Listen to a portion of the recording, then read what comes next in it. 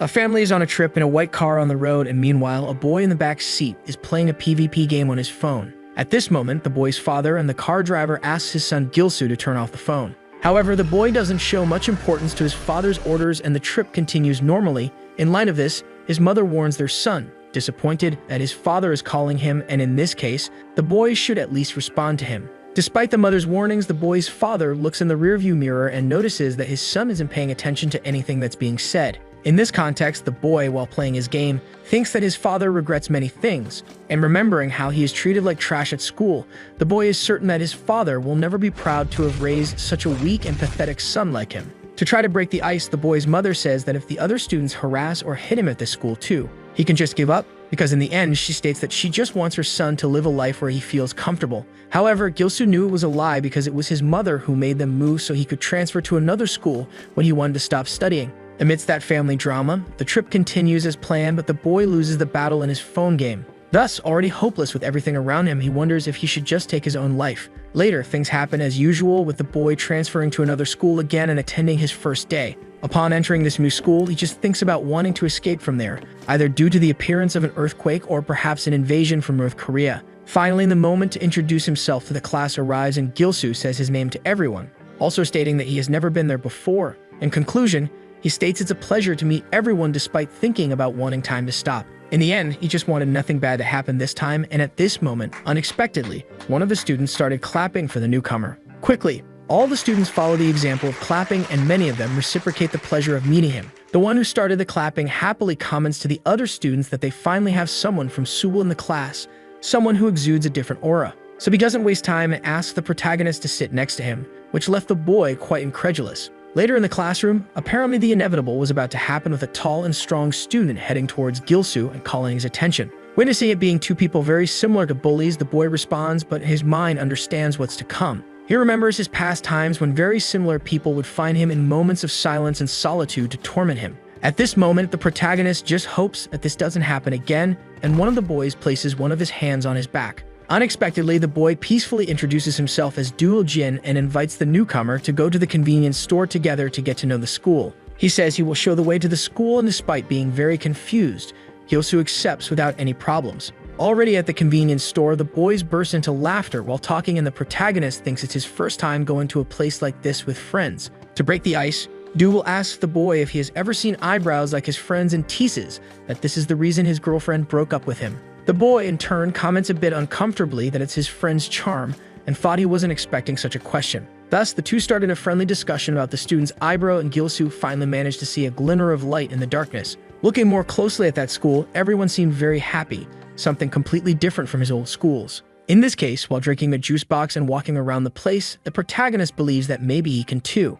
However, due to being lost in thoughts, Gilsu accidentally bumped into a man who was passing by his side. This clearly made him uncomfortable since his white shirt was stained by the spilled juice from the box. After realizing the confusion that could be generated, Gilsu panics, apologizing and stating that he will give all the money necessary for the boy to wash the shirt. However, the man walks away saying it's alright and thanking for the offer, removing the boy's worry about his clothes. With this, Gilsu realizes that like the others, this person is also very kind, and in this case, he thinks that maybe he can live a normal life there. Later, at the end of the first school day, the boy thinks that the atmosphere there is completely different from his other school, with everyone being very nice. Finally, he understands that he worried for no reason and is happy to have moved. However, at this moment, Dougal appears, calling for the newcomer and asking if he has any plans for tonight. When he answers that he doesn't, the boy asks if Gilsu would like to see a certain place with him, which the boy accepts without any problems. Later, as night falls, the two head towards that certain place as agreed. However, the protagonist notices that they have been walking for some time and there is still no sign of being close. In light of this, the boy asks where his colleague is taking him, as he already feels like they've been walking for a long time.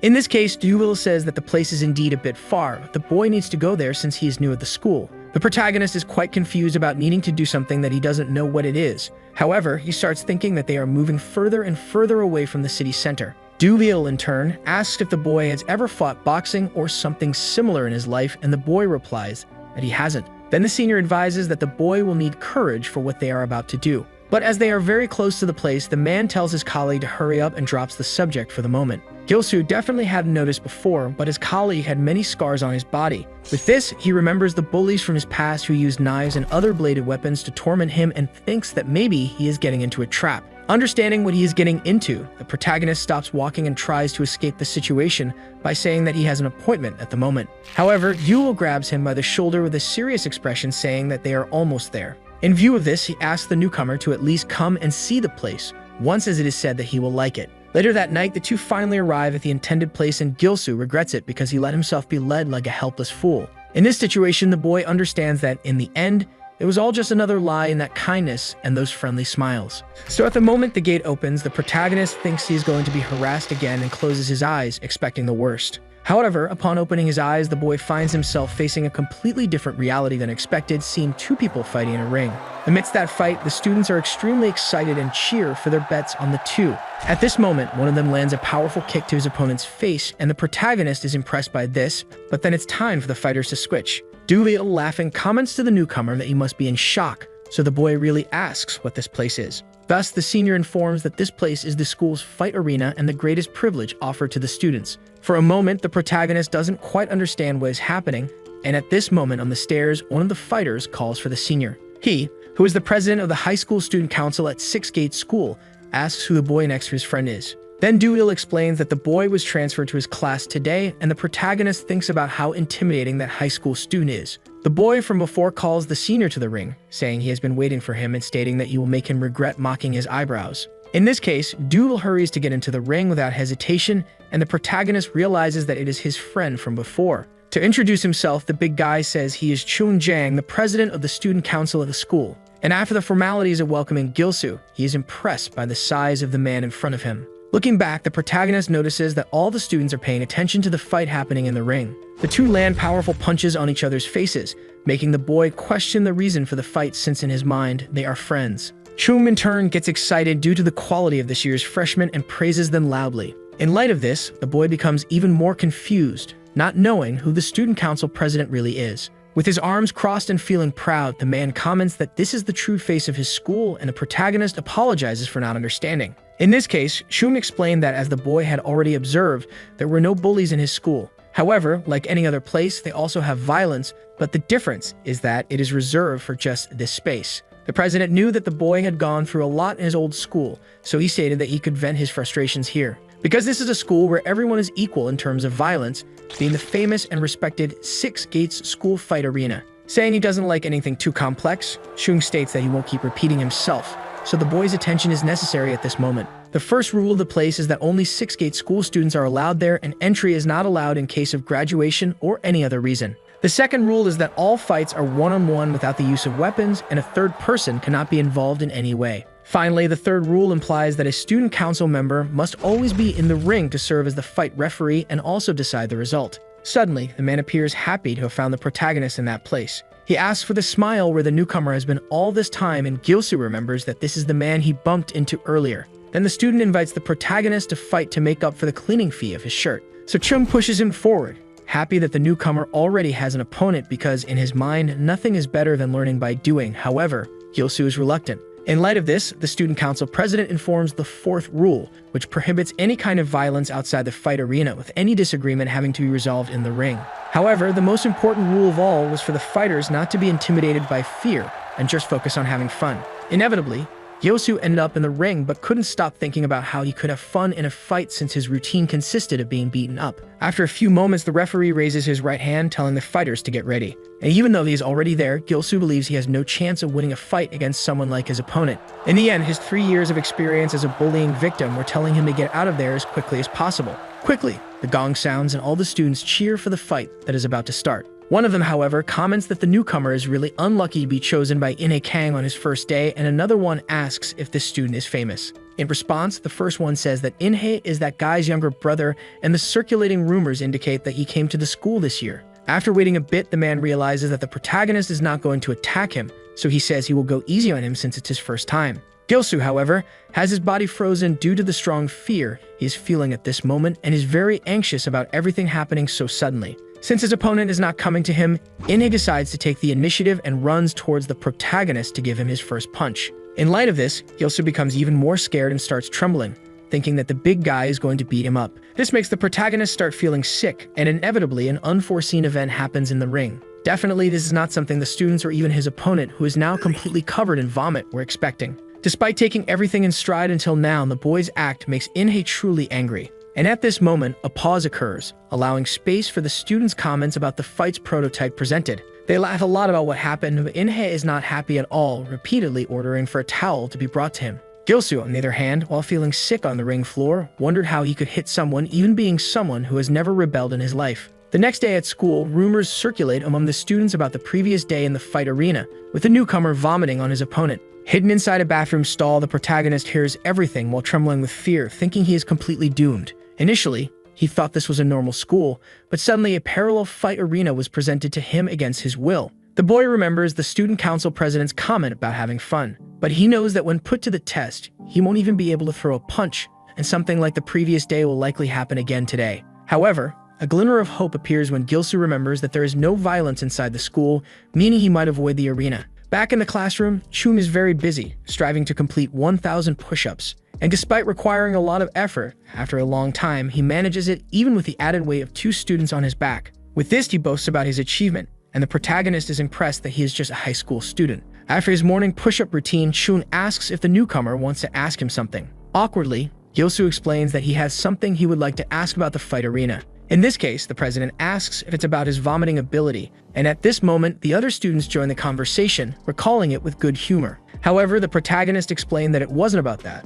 The real reason he came today was to say that he would not go to the arena anymore. With this, everyone is surprised and even a little scared by the declaration, which makes Chun question the reason since the boy hasn't been hurt yet. Gilsu then explains that he has no confidence to fight another person and doesn't find it fun to hit someone. The boy doesn't understand the logic behind the fight arena, and so he continues with his request not to go back there anymore. In response to this declaration, the student council president understands the message, implying a free pass to assault the boy as much as he wants from now on. Gilsu doesn't understand what is happening, and without delay, the man announces as the arena manager that the student is no longer under the protection of the fight arena. Later at school, while sitting at his desk, the boy wonders what this protection of the fight arena is and what it will change in his life. And at this moment, some students from other classes come to the protagonist's room, realizing it is the right place. These are the students from the previous day, and the group leader recalls hearing that the newcomer will no longer go to the fight arena. So without wasting time, he hits Gilsu in the face while he's at his desk in an extremely violent act. He then says he will teach the boys slowly what the arena means for their school.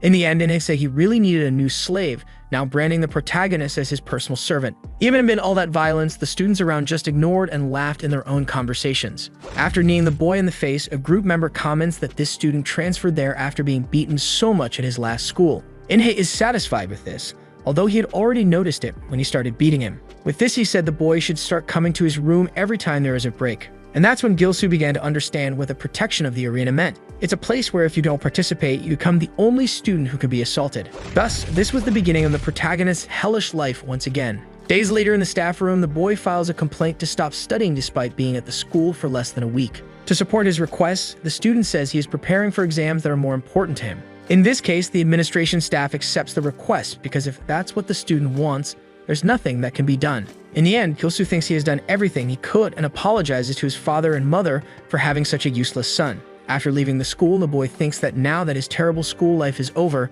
he will start a normal life from the next day. And suddenly, on his way, Chun is there, questioning why the boy isn't trying to fight. Such an attitude was not common for the president, who couldn't help but question what the student's problem was. In response, Gilsu just apologizes because he knows that someone crazy about fights will never understand how he feels. Honestly, the protagonist states that violence is a trauma for him because he has been suffering assaults for a long time. Finally, he has reached his limit, and now all he wants to do is give up. Gilsu continues with his sad speech, but he is stopped by the president, who says the boy is more pathetic than he imagined. The boy is confused, so Chun decides to clear up the misunderstanding once and for all by stating that the boy doesn't need to fight like a professional or have techniques. If he doesn't have teeth, he should use his gums, and if he doesn't have strength, courage should come into play. In the end, fighting's about that. However, at this exact moment, the protagonist isn't doing the minimum to protect himself, and Gilsu, being grabbed by the shirt, didn't understand why this was happening to him since he hadn't done anything wrong. Already extremely irritated, the student council president asks if the boy believes he will find a rosy world after leaving school.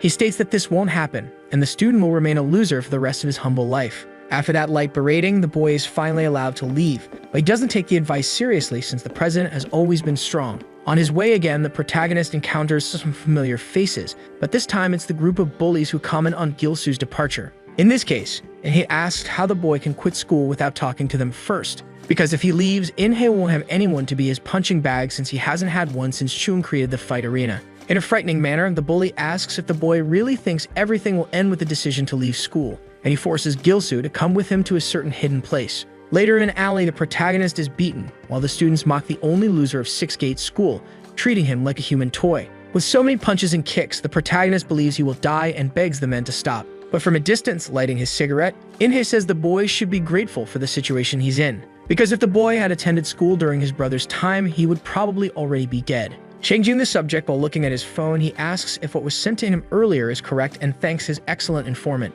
Looking at the phone screen, he is impressed that his mascot lives in such a nice place. He then states Gilsu's exact address, even pointing out the apartment in the building, and says with a diabolical smile that they will visit him next time. Laughing, Inhe says they will do their best to meet frequently since the boy will no longer participate in the fight arena. Held by two bullies, the protagonist panics and asks what the men are planning to do with his address in hand. However, Inhe doesn't answer and just tells the boy to stay quiet because he will send a picture of him all beaten up to everyone at school. As his face is squeezed by the bully's hands, the boy wonders what he did wrong for this to be happening to him. He thought everything would end and this painful abyss would finally be left behind like in a distant future. But despite trying his best to detach from his reality, he is inevitably pulled back, unable to escape this hell. At this moment, Gilsu remembers the student council president's words about not needing to fight like a professional. For Chum, techniques were not necessary and the person should use what was at their disposal. However, the student wasn't doing even the minimum to protect himself. With this, the protagonist smiles on the brink of madness and starts screaming while being held by the three bullies.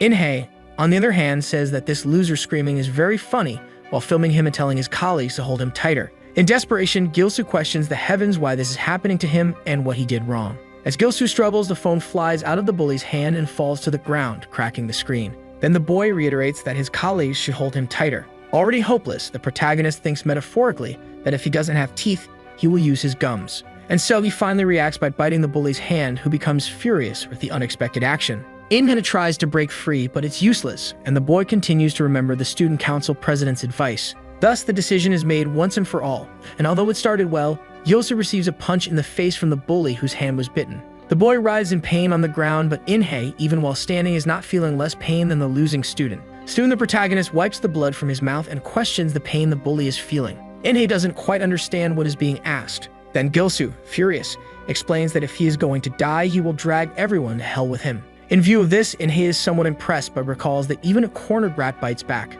Therefore, despite the rebellion, a loser is still a loser, and without delay, two of the bullies run towards the protagonist. When they get close in a very clever move, Gilsu throws a handful of sand into the student's eyes, preventing them from advancing. At this moment, he remembers that he must do whatever he can, not caring about techniques or trivialities. In the end, he didn't need to look good while fighting because his well-being was all that really mattered. In light of this, Inhe understood the boy's clever move using the sand and wondered, impressed, if he had grabbed it when he fell. Although the boy has been doing well so far, the bullies decide to stop playing and go all out after Gilsu. In such a case, the boy thinks he has lost his mind, no longer understanding what he was thinking when he decided to fight these guys here and now. Time passes, and in the school's fight arena, the confrontations continue as usual. Suddenly, the door to the place starts to open, and Chung turns to see what is happening. Unexpectedly, a student who had renounced the arena before was back, wanting to participate in the fights. This was something that left everyone quite surprised and confused, but the protagonist is now firm in his convictions and won't let this opportunity pass. After hearing what was said, the student council president finally shows some optimism about the newcomer and thinks he is more interesting than expected. Having been accepted back, the protagonist prepares to fight against the bully who has been chasing him and whom he couldn't react to last time. In the audience, one of the bullies is irritated because he believes he deserves to beat up that nerd more than his colleague. This is Anicap's number 2, the famous Yahello Park. However, one of his companions taps his shoulder, advising him to speak lower since they are not alone. And looking at the council president, Yahello says he already knows the precautions that must be taken there. At this moment, unfortunately, the protagonist is losing the duel, having just received a punch in his face and a knee to his stomach, followed by another punch. Very proud of himself, Inhe mocks the boy who thought he could do something when facing him one-on-one. Then another powerful punch hits the protagonist's face, and the bully says that the boy's illusions are quite pathetic. He lands another blow, this time a kick to Gilsu's face, and grabbing him by the shirt, the bully asks if his opponent has had enough time to regret. However, looking into the eyes of the boy who used to be defenseless, he was now staring back with a determined look, which greatly irritated the bully. For this reason, Inhe resorted to humiliation, starting to slap his opponent's face while saying the boy was just a fool trying to fight back without knowing his place. With more and more slaps, he tells the boy to accept his fate as a loser and stay quiet because his world is not like TV cartoons or magic happens. And to end his speech with a final touch, he finishes by landing another kick to the protagonist's face. The students witness the fight, impressed by the senior's strength, but they can't help but worry about the newcomer's well-being as he is getting beaten up a lot. In such a case, the bully believes he hasn't gone too far since his opponent is still alive. But unexpectedly, Gilsu starts to get up again like a true hero, ready to continue the fight. Inhe then wonders what is happening because his last blow shouldn't have knocked the boy out. So he approaches the boy, telling him not to push his luck because if he keeps insisting, he might be killed. This last statement profoundly impacted the protagonist, because the possibility of being killed just from this didn't even cross his mind. After taking a severe beating, it's finally time for Gilsu to make his comeback as a true hero. He grabs the bully by the waist and starts pushing him while thinking that compared to everything he has been through so far, this is nothing. Having pushed him to the edge of the ring, Gilsu drops Inhe to the ground forcefully. In the audience, some of the students start getting excited about the latent potential of the newcomer that is now being revealed. On the ground, Inhe is incredulous that his opponent hasn't given up and tries to convince himself that it's because his guard was down. At this moment, the hero prepares to land a punch on the face of the man who has caused him so much suffering. Things were too good to be true, and reality soon hits when the veteran reacts faster with his punch. Once again proud of himself, Inhe asserts that his opponent won't be able to hit him with such slow blows. Then the hero remembers that if he doesn't have strength, he must use all his willpower, and thus he headbutts the veteran, causing significant damage. In the audience, the students are impressed with the newcomer's ability, and the council president just watches silently. Faced with the fight, Chung realizes that even though the adrenaline is masking the pain, the boy has already taken quite a beating. Therefore, Gilsu Lee earns some merit points from the man due to his extreme resilience. Even while being down, Inhe manages to get rid of the protagonist by kicking him with both legs, pushing him back. And the hero falls to the other side of the ring, groaning in pain. With that, the bully gets up, irritated and ready to finish off his opponent once and for all. However, unexpectedly, the protagonist shows no fear or hesitation, also being ready to fight. In his mind, the hero is indignant that this is all the gangs that always terrorized him can do. In the end, he realizes that he always worried for nothing since he always had the means to fight back proportionately. In the fight arena, the students now cheer for the newcomer, moved by his resilience and determination. Without wasting more time, Gilsu grits his teeth and for the first time charges at a bully. With a battle cry, he questions why he had been so afraid of these guys all this time and prepares a punch to unleash all of his anger. But unfortunately, things don't go as expected, and the protagonist receives a right hook before he can complete his move. With that, the duel between the two has its apparent result, and Inhe comments that he can't let the boy catch him off guard again. Thus, the hero falls to the ground in a knockout, and the winner of the fight is crowned as the bully who leaves the arena unconcerned. Later, Gilsu wakes up on a stretcher, completely sore and confused about where he is. He wonders if he passed out but understands that, in any case, he managed to defend himself, which is what mattered since he never had the illusion of winning. The boy concentrated all of his strength in the hope of landing at least one blow on the man, doing everything he could. However, at that moment of the punch, he thinks that if he had focused a little more instead of charging desperately, the fight wouldn't have ended so quickly. Or maybe the crucial point was to maintain focus as he did at the beginning on his lower limbs, but soon Gilsu understands that his opponent wouldn't have fallen with his guard up. At that moment, the boy trembles with rage because he knew that if he were just a little stronger, things would be different. And suddenly, when he opens his eyes, he sees Chung. The hero doesn't understand what's happening, and the president asks if the boy is feeling better now. Gilsu then asks if he is still there because of him, and Chung informs him that it's his responsibility as president to take care of students who end up unconscious. Furthermore, he says that the arena is not a place to literally kill someone in a fight, but actually a place to protect the students. Anyway, he warns that this will only happen today because from the next day, the boy will no longer be allowed in since he is no longer a student. With that said, Chung leaves and asks the boy to take good care of himself. But still kneeling on the ground, the protagonist asks what he needs to do. The student council president turns back confused, and the hero, with a determined attitude, states that he will no longer quit school. In that case, he simply asks the fighter to tell him what needs to be done to become so strong that no one ever dares to mess with him again. Hearing this speech from a student who was a complete failure not long ago made Chung quite excited. Thus, he states that training the weakest is also a duty of the student council president. In this case, the veteran asks if the little hero is ready for what is to come, and, without giving the boy time to respond, lands an uppercut to his stomach. With this, Chung asks how the newcomer felt about the punch, and if he feels like he's going to die. Despite this simple punch causing a lot of damage, the student council president explains with a smile that this is just the beginning, because he will make the boy endure these punches through a lot of training and suffering. Looking back, all the mistreatment in Gilsu's life began when he happened to be in front of Flying Sandal. That day, the students who were playing apologized and were worried about their colleagues' well-being. So Gilsu, in the first year of elementary school, responded that he was fine, albeit somewhat uncomfortably. And given his passive behavior, the sandal incident exposed the protagonist as a weakling who accepted everything in silence. Little by little, the bully started to gang up on the boy, saying things like losers deserve a beating for not knowing how to defend themselves. Things like being thrown to the ground to be kicked by several people were part of the protagonist's routine, along with being extorted to pay for things for other students. Without even realizing it, one day the hero became so weak that he couldn't defend himself from anything. However, today things are different and Gilsu is determined to be someone strong, completely different from his former self. He no longer wanted to be a pathetic being, so the student council president decided to help the boy by starting a training regimen that would be painful but worthwhile. In the end, everything happening now will be decisive for the protagonist's transformation into the king of violence. Later at school, the hero complains about the pain in his rib and considers the possibility that he has broken something. But he remembers that Chun called him to meet during breaks to increase the progress of the boy's body strengthening. Despite these words coming from the president's mouth, Gilsu is still a bit reluctant. However, suddenly someone calls the protagonist. It's Dubil, who is surprised to see his colleague there because he thought he had given up. In response, the protagonist says he changed his mind, so his colleague gets excited that the newcomer is finally starting to like the fight arena. Thus, he hugs Gilsu amicably and praises his courage, making him a bit embarrassed. However, suddenly at the top of the staircase, the group of bullies appears again, and among them, the leader is happy that the punching bag has returned. In light of this, he asks if the boy came for revenge while laughing in his face. As he gets closer, he says the newcomer needs to know his place because he might end up being killed next time. After witnessing this arrogant attitude from the group, Dubil is surprised to look at his colleague, who shows no trace of fear, only anger. Gilsu then thinks, determined that he will become stronger so that he never loses to scum like him again. Later on the rooftop, the boy takes a punch right in the middle of his face and then receives another, even stronger one in his stomach. Chung tells the boy to keep his eyes open and not be afraid to look directly at his opponent's fists. Grabbing the newcomer by the collar, the council president says that he doesn't have permission to fight until he completes his training. However, Gilsu is somewhat skeptical that something like this can be called training. As time passed, they trained this way on the school rooftop for several days, and inevitably, the protagonist kept getting beaten every time. This was a hellish training that consisted of only one person getting beaten in order to learn through pain. In the school's fight arena, the duel ends with Inikang's victory, leaving his opponent unconscious on the ground.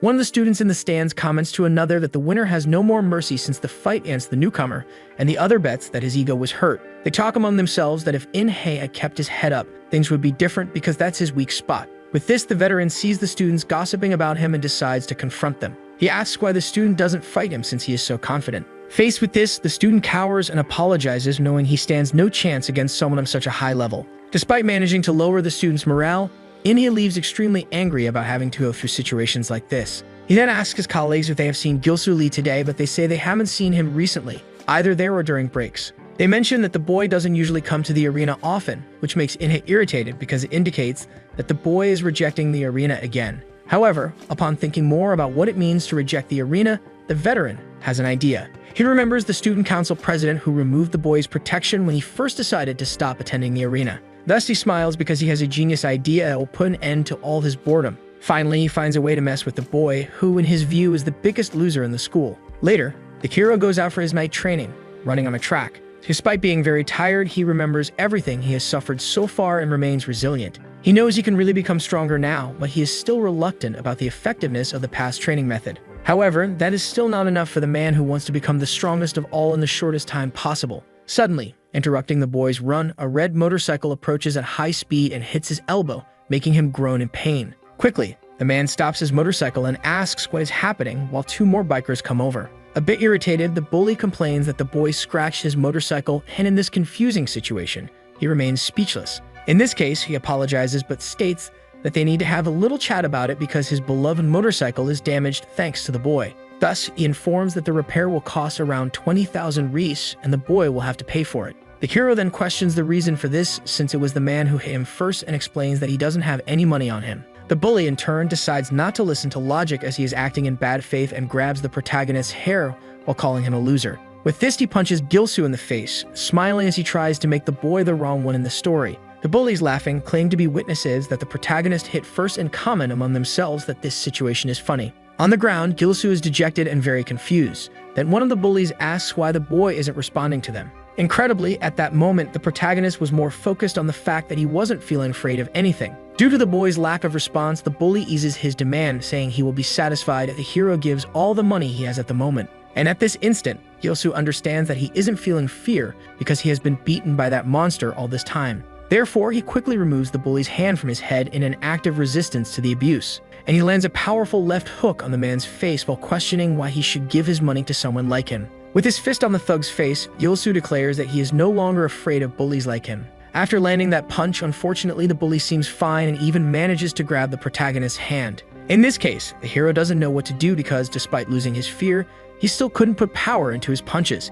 In a desperate act, Gilsu starts trying to hit the man in every possible way while thinking about what to do next. Until this moment, he hasn't learned about dealing damage, having only received knowledge about being hit. And when his turn comes, the bully retaliates with a kick to the hero's face, sending him back into the arms of the group. They hold the protagonist by his back and mock the boy for his actions so far. And to finish the boy off once and for all, the group leader puts on a pair of brass knuckles while asking his friends to hold the loser. With this, the bully says that after taking a beating, the boy will finally understand his proper place and why he shouldn't mess with him. Ready to land the punch just before the blow hits or the street is struck, the thug advises the loser to clench his teeth before being hit. Then the man warns that he is about to strike, but suddenly from above, Tu'mil appears as the savior of the day. The bully doesn't understand what's happening and is confused, but without giving him time to react, the protagonist's friend delivers a knee strike. This makes the man fall unconscious to the ground and leaves the hero quite impressed with his friend's skills. With a smile, Doolittle realizes that the victim of the assault was actually his friend and notices that one of the thugs is behind him, ready to attack. Quickly, the student dodges the blow and easily retaliates with double the force. In a desperate act, the last member of the group tries to attack Gilsu's friend with an iron rod, but as he gets close enough, he's the one who gets hit first. Soon, the man falls unconscious to the ground, and the remaining girl in the group is extremely scared. She runs towards the unconscious boy and complains to him for leaving her alone while the protagonist admires his friend's strength. Gilsu is even more impressed by the normal expression his friend maintains despite his immense strength. At this moment, the girl from the group runs towards the boys, nervous, and asks if they know who they are. The girl says that they are the strongest first years from Ginseng Technical School, so if they report what happened to their superiors, it will all be over. However, the leader of the group waking up interrupts the conversation, drawing everyone's attention. The leader, while wiping the blood from his face, says that bringing the superiors won't do any good, even the students' clothes. On Doolittle's shirt is the emblem of Six Gate School. So he gets up while carrying his unconscious friend and says that if he had known who he was dealing with, he wouldn't have done what he did. Then, as quickly as they came, they leave on their motorcycles, leaving only the air of defeat behind. With the conflict over, Doolittle asks how the involvement with the bullies started. Then, for a while, the protagonist informs his friend about everything that has been happening, even recounting his training with the president. In this case, Doolittle understands that the boy is taking the fight arena seriously, but the hero states that despite training, he still remains weak. To break the heavy atmosphere, the hero's friend says he saw him flailing his arms, which was quite funny, leaving Gilsu embarrassed. Around a campfire, the Six Gates bullies discuss this way of dealing with the loser who might circumvent the arena system. In this context, their leader says that everything will be due to the shot the newcomer took at his own foot. Frege is the first of the entire school to openly say no to the combat arena. It is said that as long as they have arms and legs, anyone, whether a bully or a loser, can fight in the arena because it is a place where everyone is equal for violence. In this case, the students can boast about it, which is great, but if looked at closely, the situation is different. It is a fact that among the students, there are those who are cowards and only watch the fights, never participating and maintaining a loser mentality. The leader's colleagues agree with him and understand that these students hide behind the rules to have a comfortable time at school. However, it is said that the fool who exposed this was the transfer student, as the situation can change if one of these losers is challenged. In light of this, they will think they need to fight at any cost to avoid becoming someone like Gilsu, which couldn't be more correct. Then, Inhe's eyes fill with vitality because he knows that from now on, the fight arena is his playground. Later, the thug is ready for another fight and asks Shung if there is any problem with his methods since he hasn't broken any rules in the arena. Given the boy's true intentions, the president touches his shoulder and advises it would be better if Inhe doesn't put on a pointless show of bravado. Then, with a smile, the boy apologizes for causing a commotion and assures, ironically, that he will be more careful next time. Back on the school campus on the rooftop, the protagonist's training happens as usual during breaks. Gilsu takes many blows to the point of almost fainting, but unexpectedly, he regains consciousness and manages to block one of them. Having now achieved his first merit, he thinks he is no longer as scared as he used to be. And Shum is proud that his pupil is showing progress by getting used to some of the punches. At this moment, since he has advanced in one aspect, Gilsu tries to attack the president with everything he has. Because he knows that in the end, if he wants to win, he will have to hit his opponent more efficiently than he did last time. Thus, the protagonist punches multiple times in the air in an attempt to hit his opponent, but Shung easily dodges them all. Unable to take any more, the president yells at his student to be quiet while landing a punch on his stomach. Extremely irritated, the president tells the hero not to make strange sounds when attacking because it makes him look like a damn loser. After the advice, he informs him that in the end, it all comes down to the 1-2 combat strategy. With a proud smile, Chung states that if the hero masters this strategy, he will be able to win any fight easily. After the rooftop training, the two go to a place called Arcade Club. Then the protagonist questions why they are there since it is a very old and run-down building. Ignoring the complaints, the student council president takes the hero inside the room, and when he opens the door, he finds a training dummy. Gilsu is quite surprised to see something like this in such a place, something that will be very useful for his training. Without wasting time, Chung begins teaching the newcomer,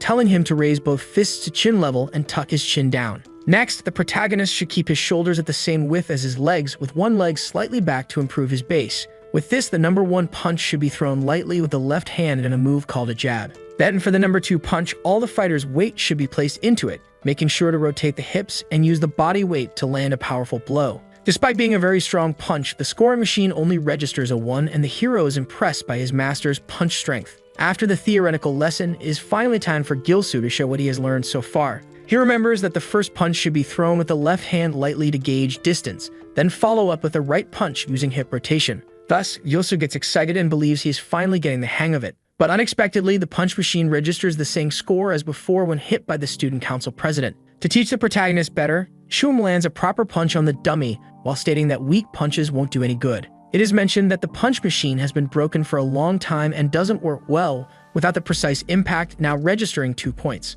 With this, the hero needs to hit hard enough for the machine to register the punch, only then will it be approved that he can deal damage to his opponent. In this case, the big guy orders the protagonist to find his own way to make the score go up and not to appear in front of him until he achieves the maximum points. At school, a boy looks and notices a message from his girlfriend saying that they don't match and should go their separate ways. This boy is the one with the thick eyebrows who doesn't understand why this girl is acting like this again since she was fine when they went out the day before. Suddenly, the boy accidentally bumps into another student and then apologizes, saying he didn't see him. However, this man trips the boy with thick eyebrows, making him fall to the ground and crack the side of his phone. With a proud smile, the man, along with his group, apologizes, saying he accidentally bumped into him. And already on the ground, the bullied student asks if this was intentional, which the bully denies despite acting in bad faith, still not wanting to admit it. In any case, he says that if they have a problem, they can solve it in the arena. And with this proposal on the table, the bullied student cowers. Avoiding eye contact, he quietly accepts that it was his fault for not paying attention, and the students around observe, scared. Thus, the man leaves while claiming it wasn't school violence, convincing the boy through fear that it was all just a mistake. With the bully's departure, Duel steps in to help his friend who is lying on the ground. As he holds him in his arms, he asks what just happened, and since it was intentional violence, he recommends they report it to the guidance council. However, the boy with the thick eyebrows decides to downplay the incident because he knows it's not worth making a big fuss with this kind of people. Since he wasn't the target of the aggression, Duel respects his friend's decision but remains extremely angry. Meanwhile, in the cafeteria, Gilsu devours a plate of food and thinks that during his week-long punch training, his hunger has increased significantly. Lately, he believes he has punched that machine hundreds of times, but the score remains the same, showing how difficult it is to improve. Suddenly, in the cafeteria, the bully from before appears to torment another student. With a smile on his face, the blonde dumps his entire tray of food on the protagonist's face and pretends not to understand the situation to try to downplay it. However, right after that, he slaps the hero's back hard and tries to disguise it as a friendly reunion gesture. More and more slaps hit Gilsu's back, and the blonde keeps saying it's good to see him again after so long. With his hands raised, the bully asks if the boy is still the same as always before continuing to hit him. Later, after the cafeteria incident, the group of thugs discusses what happened with great enthusiasm and remembers that the boy even apologized. With that, they say the next step is to catch Gilsu in the arena and show him what happens when someone decides to mess with them. Thus, the blonde claims he will handle it, not needing the group leader's interference in such a trivial duel. Inhei, on the other hand, asks how it will be done, but just asks for his leader's trust. Back in the cafeteria, when the tray of food was thrown at the protagonist's face, he grabbed the bully's arm with a serious expression. The blonde was a bit impressed that the boy could resist now and said he looked even cuter when he was angry.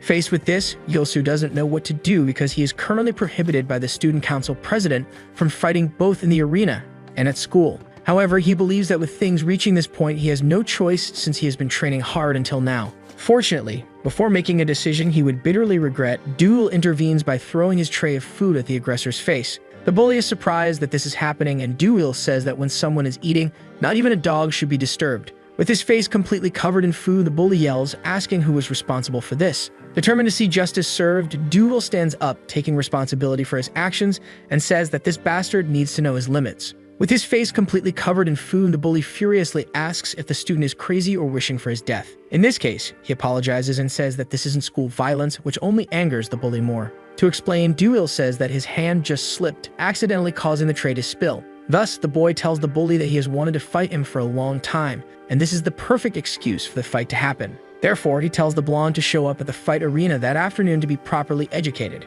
Later, the hero goes to his friend and apologizes for making him do all that to protect him, but Duel says he acted for another reason. Duel says that although it seems like he has been trying to defend the boy from the beginning, he had no intention of fighting. In the end, the veteran had wanted to educate that gang for a long time because he couldn't stand the way they acted in the fight arena. Faced with this, the protagonist doesn't fully understand, so Duel sits down to explain the recent events since the boy doesn't usually frequent the arena. The veteran explains that these bastards have been unilaterally choosing the weak to assault in the ring, using lame excuses to justify themselves. It is said that when the students get scared, they mention the day the hero refused to participate in the arena and lost its protection. Duel hadn't had the opportunity to confront them until now, but finally managed to, which is good because he couldn't stand watching the fight arena this way. The hero decides to sit down as well and asks why his friend wants to protect the arena so much. Since he is strong, it doesn't matter to him whether the place exists or not, so he questions the reason behind it. In this case, the veteran explains that he also had a dark period in his life, just like Gilsu.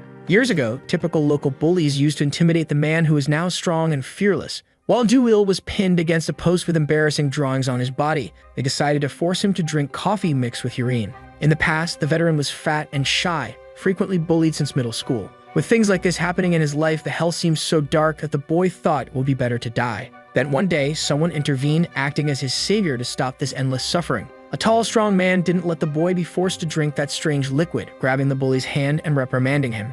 After being freed, Duel went to the man to thank him and ask for his name. With that, the man handed a paper to the boy who was being bullied by his peers. He then asked if the boy would like to try diet boxing, a kind of training that strengthens the body while teaching martial arts. In the end, it turned out that his savior was the director of a nearby boxing gym. And after that, Duel tried boxing for the first time.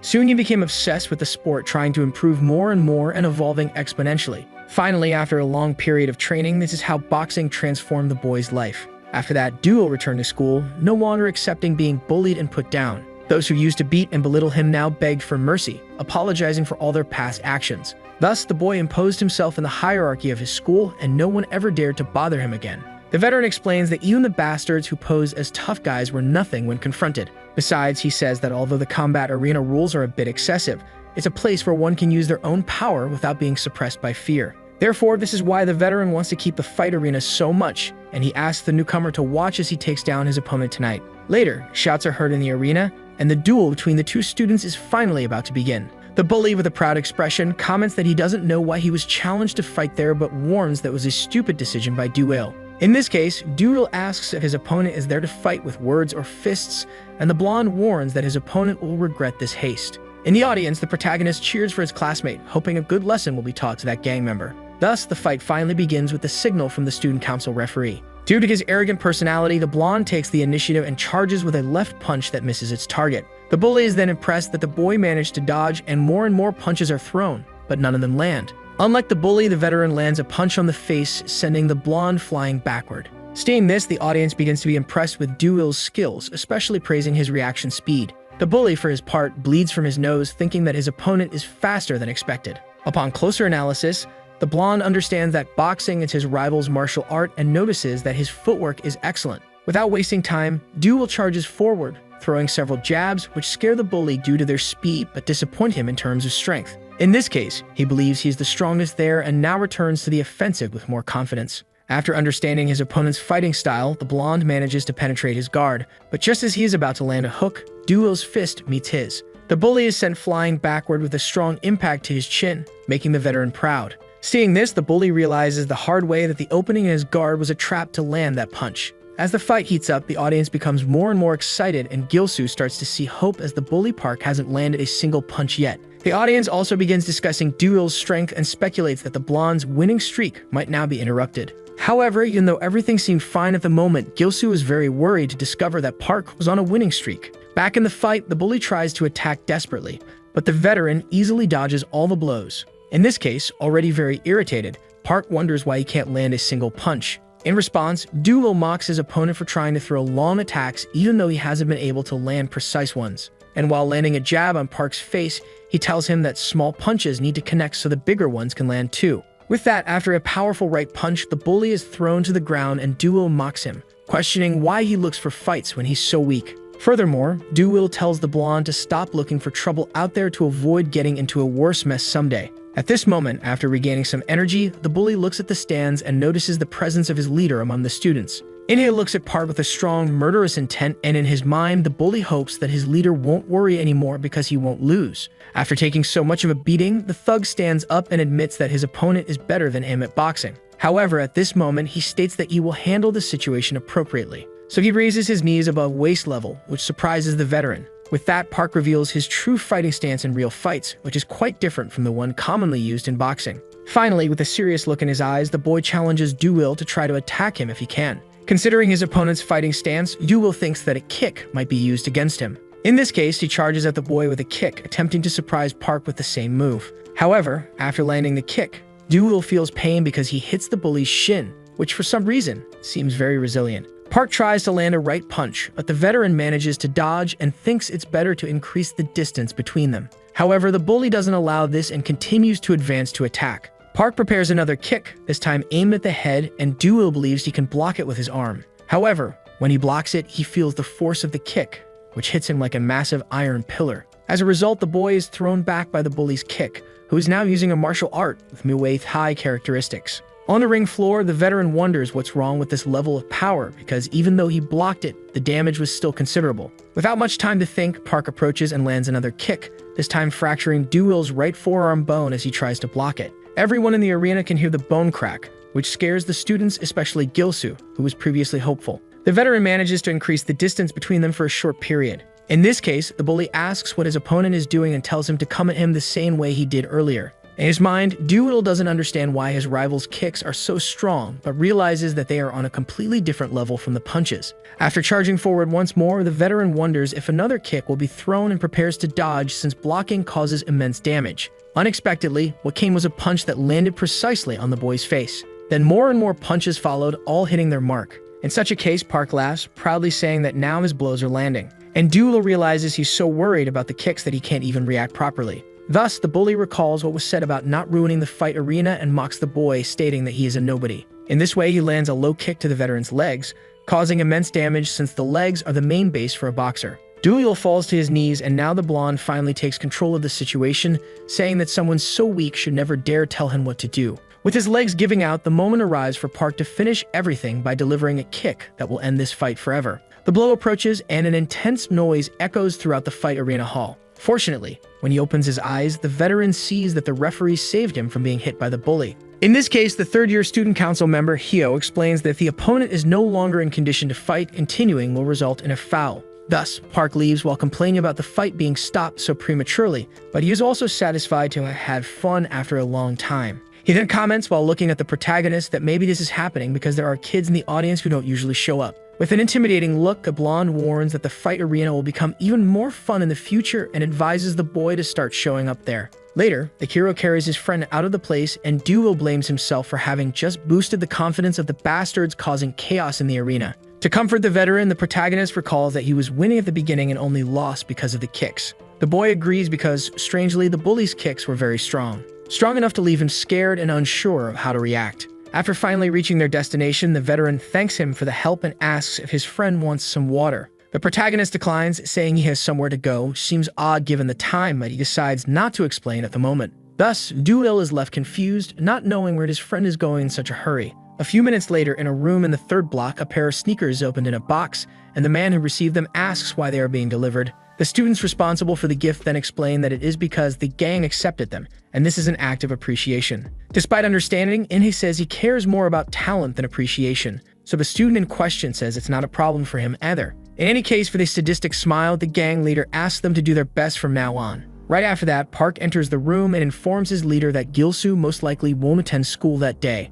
Thus, Inhe asks why, and Park wonders if it's time for them to beat him up. Unexpectedly, the gang leader changes his mind and says the situation has changed thanks to the blonde. Initially, Park is confused, not understanding his leader's plans, so it is soon explained that after defeating Do-il, they proved their strength. It is said that those who knew they were weaker than the veteran are now super scared. Thus, touching people like the hero will ruin their reputations. In this case, one of the thugs asks what they should do and suggests spreading recruitment flyers for the gang around the combat arena. But Inhei immediately denies this, saying that as long as they defeat the first years as planned, it's time to move on to the next stage. In front of the boys, the third-year student Siku questions the identity of those in front of him while smoking his cigarette. In this case, Inhei states that he is there because he wants to have a conversation with the third-year seniors. Siku, in turn, says he has nothing to say to first-year students and questions their sanity for being there. In light of this, the group leader understands how the third-year students view him, but explains that he knows they are from the same legendary generation as his brother. After hearing this statement, Siku realizes that the little boy in front of him is the younger brother of the bastard he knew in the past.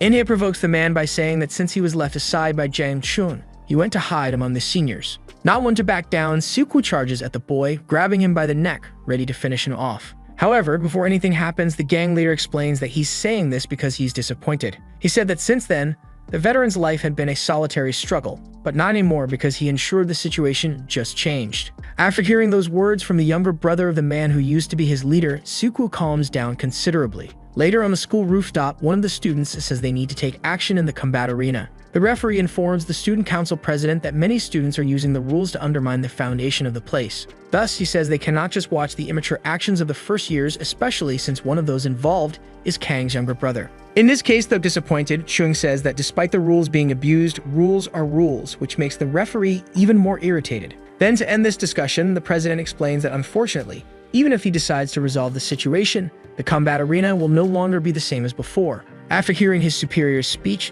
the student has no more arguments to oppose him, so he decides to remain silent. With that, suddenly a call from first-year student Lee Gil-soo is requested on Chum's cell phone. Then Chong warns the boy again not to contact him until he can achieve a high score. Noticing the protagonist lying on the ground, he asks if by any chance he had given up. However, Gil-soo responds that he called Chong for a reason, because he had already achieved a high score, asking Chong to teach him the next step. Sometime later, our protagonist was running and confused, wondered where he was going. Meanwhile, the protagonist was having a flashback of that boy from before, thinking that he needed to get even stronger. A little later, he ends up returning to that training dummy to practice a bit, thinking that the only thing he could do, since he had nothing else, was work hard to remove those weak punches, and if he struck it tens of thousands of times, surely he could manage it. Remembering Chong's words that he needed to hit hard enough for the machine to register the punch, as only then it would prove that he could inflict damage on his opponent. For this reason, he needed to find his own way. Thus, for the boy, he lacked weight and strength, so it would be better to widen his stance more than theirs. Soon after, he prepares to attack again,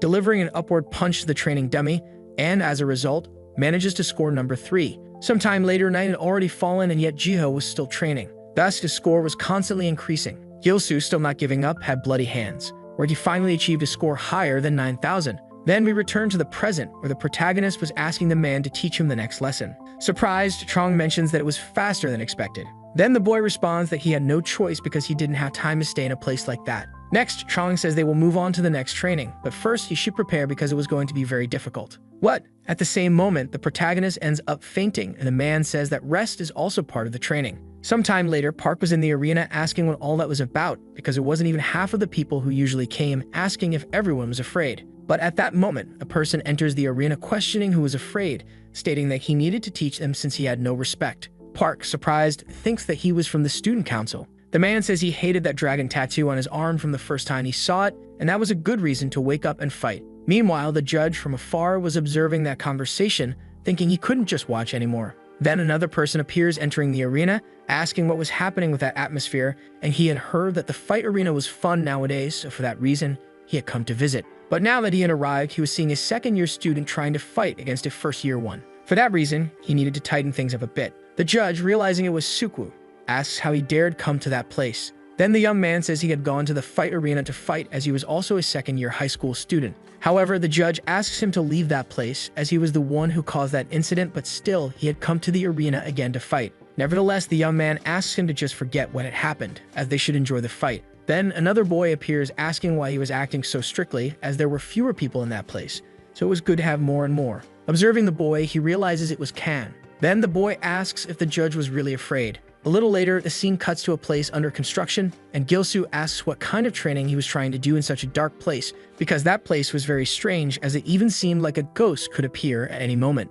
Then Chong mentions that he had found his way correctly. The protagonist, in turn, asks what kind of training it was going to be. Then, the man asks if he had ever heard of the Sixth Gate from the past, because the high schools in the area once battled for the title of being the strongest, and the school that won a crushing victory was the Sixth Gate. And after the Six Gates dominated that territory, the other schools spread to their own territories, and where they were now was the territory of the bastards called Jin Sang. Although the fights between schools no longer occurred, if members from another school invaded their territory, it would be treated as a clear provocation. Shortly after, Chong seems to close a gate, mentioning that the one on the other side was open. For that reason, he should try to get out using his own strength. Additionally, there was no better experience than a real fight, so immediately after he begins to leave, leaving the protagonist alone. Some people seem to hear voices and arrive at the location asking what that bastard was talking so loudly about in their territory. Getting off the bike, they wonder who that person was and if, by chance, he was a lost member of the Six Gates. It is then revealed that the group was the same one that had intimidated the protagonist before.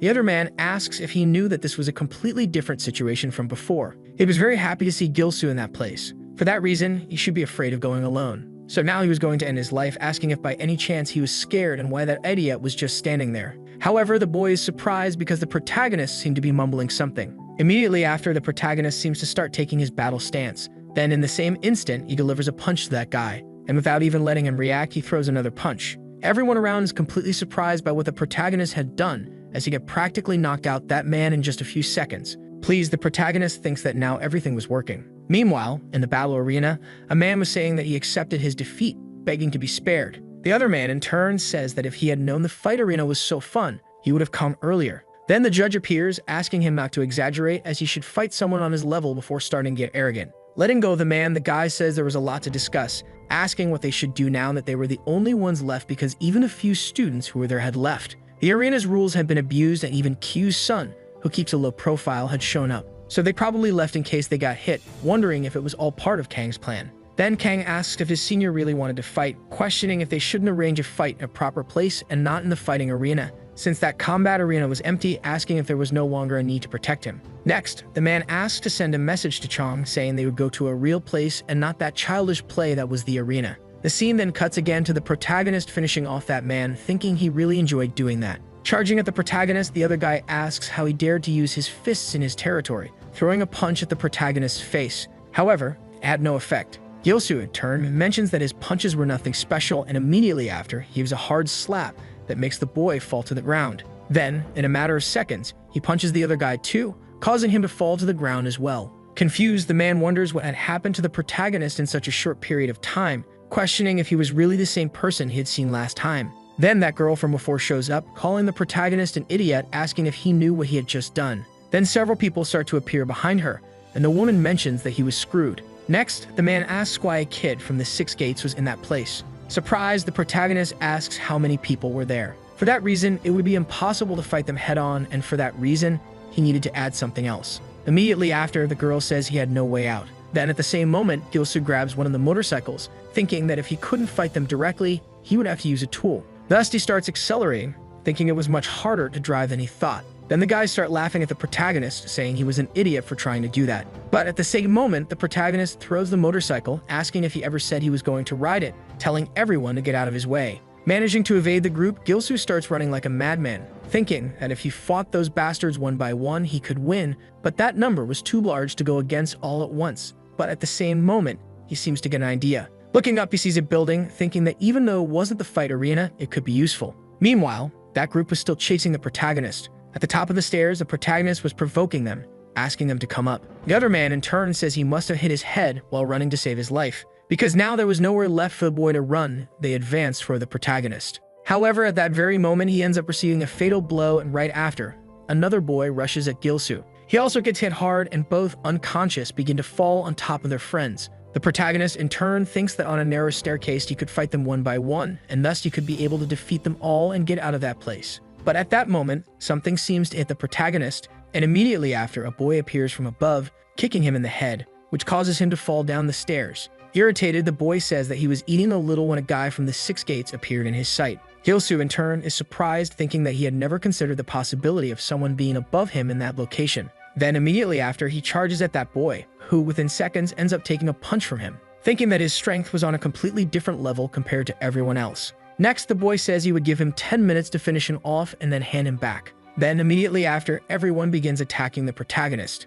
Meanwhile, the boy is still resisting strongly, thinking that fighting those men was leading nowhere. Meanwhile, that boy thinks that the new first-year kids are unreliable since none of those men could deal with a single boy. However, the guy is surprised and the protagonist, charging at him, says he doesn't need 10 minutes. Then, immediately after, Gilsu headbutts that guy, who immediately falls down the stairs. Irritated, the boy asks how they couldn't stop just one guy because if they couldn't catch the protagonist, everyone was going to be in trouble that day. Meanwhile, our protagonist was running away, thinking he had finally made it and now just had to reach the back entrance, and right after, he finds the location. However, there were still some concerns as a motorcycle was following him, and right after, it blocks the protagonist's way toward the gate. Then the guy gets off the bike, asking if it was the protagonist who had beaten up his sweetheart, surprised because he really couldn't believe it, asking if the protagonist was also handsome, mentioning that he liked cuter things. Not understanding anything, Gilsu wonders what that man was talking about. Then that guy's henchmen show up. Next, the man asks if they had lost to that boy, asking them to wait a moment because he was going to show them a little love as well. However, the boy asks to let him handle that bastard. Then immediately after, the guy with a threatening look tells them not to touch Gilsu. Observing the situation, Gilsu thinks that he was the boss of ginseng school. Moreover, he was shorter than him and less muscular than Chong. For that reason, Gilsu felt capable of defeating him, charging at the guy, thinking he shouldn't waste time, and right after he tries to land a left jab on him, which the guy easily dodges. The man in turn says that the boy was really cute for trying to attack him first. Then immediately after, he grabs the protagonist, who is completely surprised by his strength. He is then thrown to the ground. Grabbing Gilsu by the collar, the guy says that he didn't need to rest yet, asking him to play a little more, throwing our boy to the ground again. Desperate, the boy thinks he is going to die. Once again, the man grabs Gilsu, asking if he still hadn't passed out, asking him to fight a little more. At that moment, the protagonist places his foot on the man's face, asking why a short guy like him kept calling others handsome, stating that he was an idiot. Immediately after, the guy becomes completely enraged by what he just heard. The other boy, watching the situation, thinks that the protagonist really wanted to die as he had heard that his senior was bullied when he was younger for being small. And from that day on, no matter what, no one could say the word cute. Gilsu in turn wonders why the atmosphere had changed. Then immediately after, he tries to punch the boy, but at that moment he ends up being immobilized. And the other boy says that he would take the protagonist to hell. Desperate, the protagonist thinks he couldn't breathe and couldn't move either. Then that guy thanks him for his meal. Next, the other man says that the madness was about to begin. His move was called the Triangle of Shock and Hell, and anyone caught in that technique couldn't use their arms or legs while facing him. Next, the boy asked the protagonist if he thought he was handsome. Gilsu in turn thinks that this was on a completely different level compared to any fight he had ever faced. And for that reason, he thought he might really die. Then immediately after, the boys' group is surprised because the protagonist simply managed to lift that man, thinking that he couldn't just stand there. But at that moment, the guy makes a move, going directly behind the protagonist, where immediately after he starts choking him from behind, saying that the record in ginseng was 7 seconds to stay conscious. Realizing the situation, Gilsu, on the verge of passing out, thinks that he has to hold on and can't afford to rest, because he didn't want to lose to idiots like them yet. Then immediately after, the boy seems to pass out. Letting go of the protagonist, the man mentions that he had been a lot of fun. The other young man in turn says that, luckily, it seemed that he had lost interest in them. For that reason, they needed to take advantage of this opportunity to leave. Meanwhile, Gilsu was being dragged by that man. At the same time, the boy was still conscious, saying that the survival game before being transferred was a game his bullies used to play, where they bet on how long he could last finding entertainment in his pain. And in that situation, the only way he survived was by using his finger to protect his neck. Grabbing a stone, the boy says that this was the method of survival for the weak. Charging at the man, he says this would be his final blow, stating that he was born from the pain he endured in his past, hitting that stone squarely on the guy's face. Starting to run, he feels pleased because he had managed to knock that man down. For that reason, now he just needed to reach that gate. However, that man had not yet passed out, quickly charging at the protagonist. But at that moment, a fearsome aura suddenly appeared in front of the two. It is then revealed that Chong had arrived to help the protagonist, stating that if anyone attacked the protagonist, it would be considered an attack on all 6 gates. Immediately after, that guy says he was lucky because he really wanted to fight Chong, stating that the era of the 6 was ginseng's. Then, in a matter of seconds, Chong punches the guy in the face, saying that it was expected from ginseng's kids as they hadn't progressed at all, and they only acted properly when they were hit. But even so, Gilsu had already moved past that stage. For that reason, the only thing left was the final step, asking him to meet on the rooftop the next day. The next morning, the protagonist seemed to be going to school peacefully. However, complications arose right in the morning, with the protagonist telling a guy to go to the arena after school, because an idiot like him was going to die that day. Meanwhile, Park asks Jin if his arm was really broken, saying that he was very weak, or if he was just pretending because he was afraid to fight again. asking him not to just stand there and to at least say something because he had been boasting earlier. Pushing the boy, he says that he should finally know his place. Then immediately after, he starts squeezing the broken arm, surprised because it was really broken, saying that he had only stepped on it by accident. Jin, in turn, asks if he knew the school's rules. However, Park responds that he doesn't care about them. Then, immediately after, the protagonist appears to block the attack, thinking that, unfortunately, there was no more time to train with Chong, asking Park to go to the arena after all of this. Park, in turn, is surprised because the protagonist had really shown up again, asking what had happened to his arm and if he was really training alone. However, immediately after, the protagonist slaps Park's hand away, saying that he would have a match in the arena fight later. Bursting into laughter, Park says he didn't know where that burst of courage was coming from, but it seemed very amusing, asking if he really wanted to take a beating in the arena. But even so, it was exciting, saying that they would meet there. For that reason, he would show him what the fight arena was like nowadays. Then, immediately after, the boy leaves. Sometime later, Chong was waiting on the rooftop for Gilsu. Then that judge from before shows up, asking if he knew who had gone to the fight arena earlier,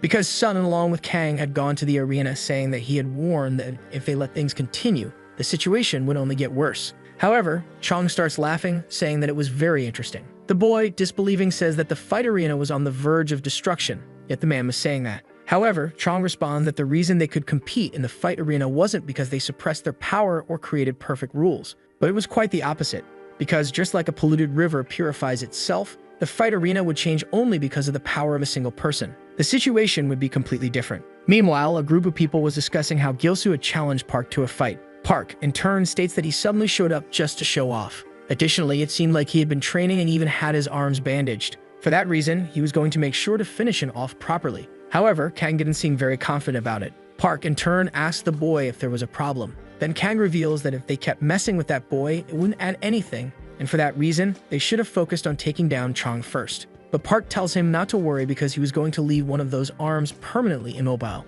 Then Kang asks what would happen if others thought someone like him could challenge them so easily. For that reason, all their efforts to take down Park's arena could be in vain. And because of that, Park needed to win perfectly. So he should never let his guard down, because that boy is nothing more than a persistent youngster. Meanwhile, a group of people was talking to the protagonist, asking what he had in mind to challenge Park to a fight, because even Jin couldn't beat him, so the protagonist had no chance. Meanwhile, Jisoo thinks he had acted on impulse, wondering if it was right to disobey his senior's words like that, since he had missed his training session. Then, immediately after, Jin asked to cancel that fight, because even if he had been training with Chong, it was still too dangerous to fight Park, mentioning that since he had just transferred, he didn't know anything, because Park was a guy who did all kinds of nasty things to people outside of school. And the result was clear, just like with Jin, so he shouldn't get involved in that fight, because after recovering, he could take that man down. However, Jisoo wouldn't accept that because Jin had gotten hurt while fighting to protect him, stating that it had happened to him in the hallway that morning. It had been happening to the protagonist his whole life, because he was being ignored and turned into a spectacle for other people, as if he were a clown in a circus. Because of this, he didn't want to be like those people, and his first opponent had to be Park, who wanted to finish the fight since he couldn't make it to the cafeteria. And it didn't matter how dangerous it was because he was ready to do it. Thus, night eventually arrives. Meanwhile, a group of people was discussing a rumor, and that the protagonist had completed special training, and for that reason, they were eager for that fight between Park and the protagonist. Meanwhile, a huge crowd was heading toward the arena to witness that incredible fight. Inside the place, the arena was completely packed. The other boy is surprised, as it was the first time he had seen so many people in the arena. Then Jin responds that the impact of the protagonist's 2 previous fights had been very significant, because the real fun of the arena wasn't about being strong or weak. It was just a matter of being able to stand out on the others. Meanwhile, Park was stressed because the protagonist hadn't arrived yet, so the people next to him end up assuming that the protagonist had run away. However, Park replies that if Gilsu ran away, that would be even better. Meanwhile, Chong coldly observed the situation from above, and the people next to him were frustrated because the fight hadn't started yet.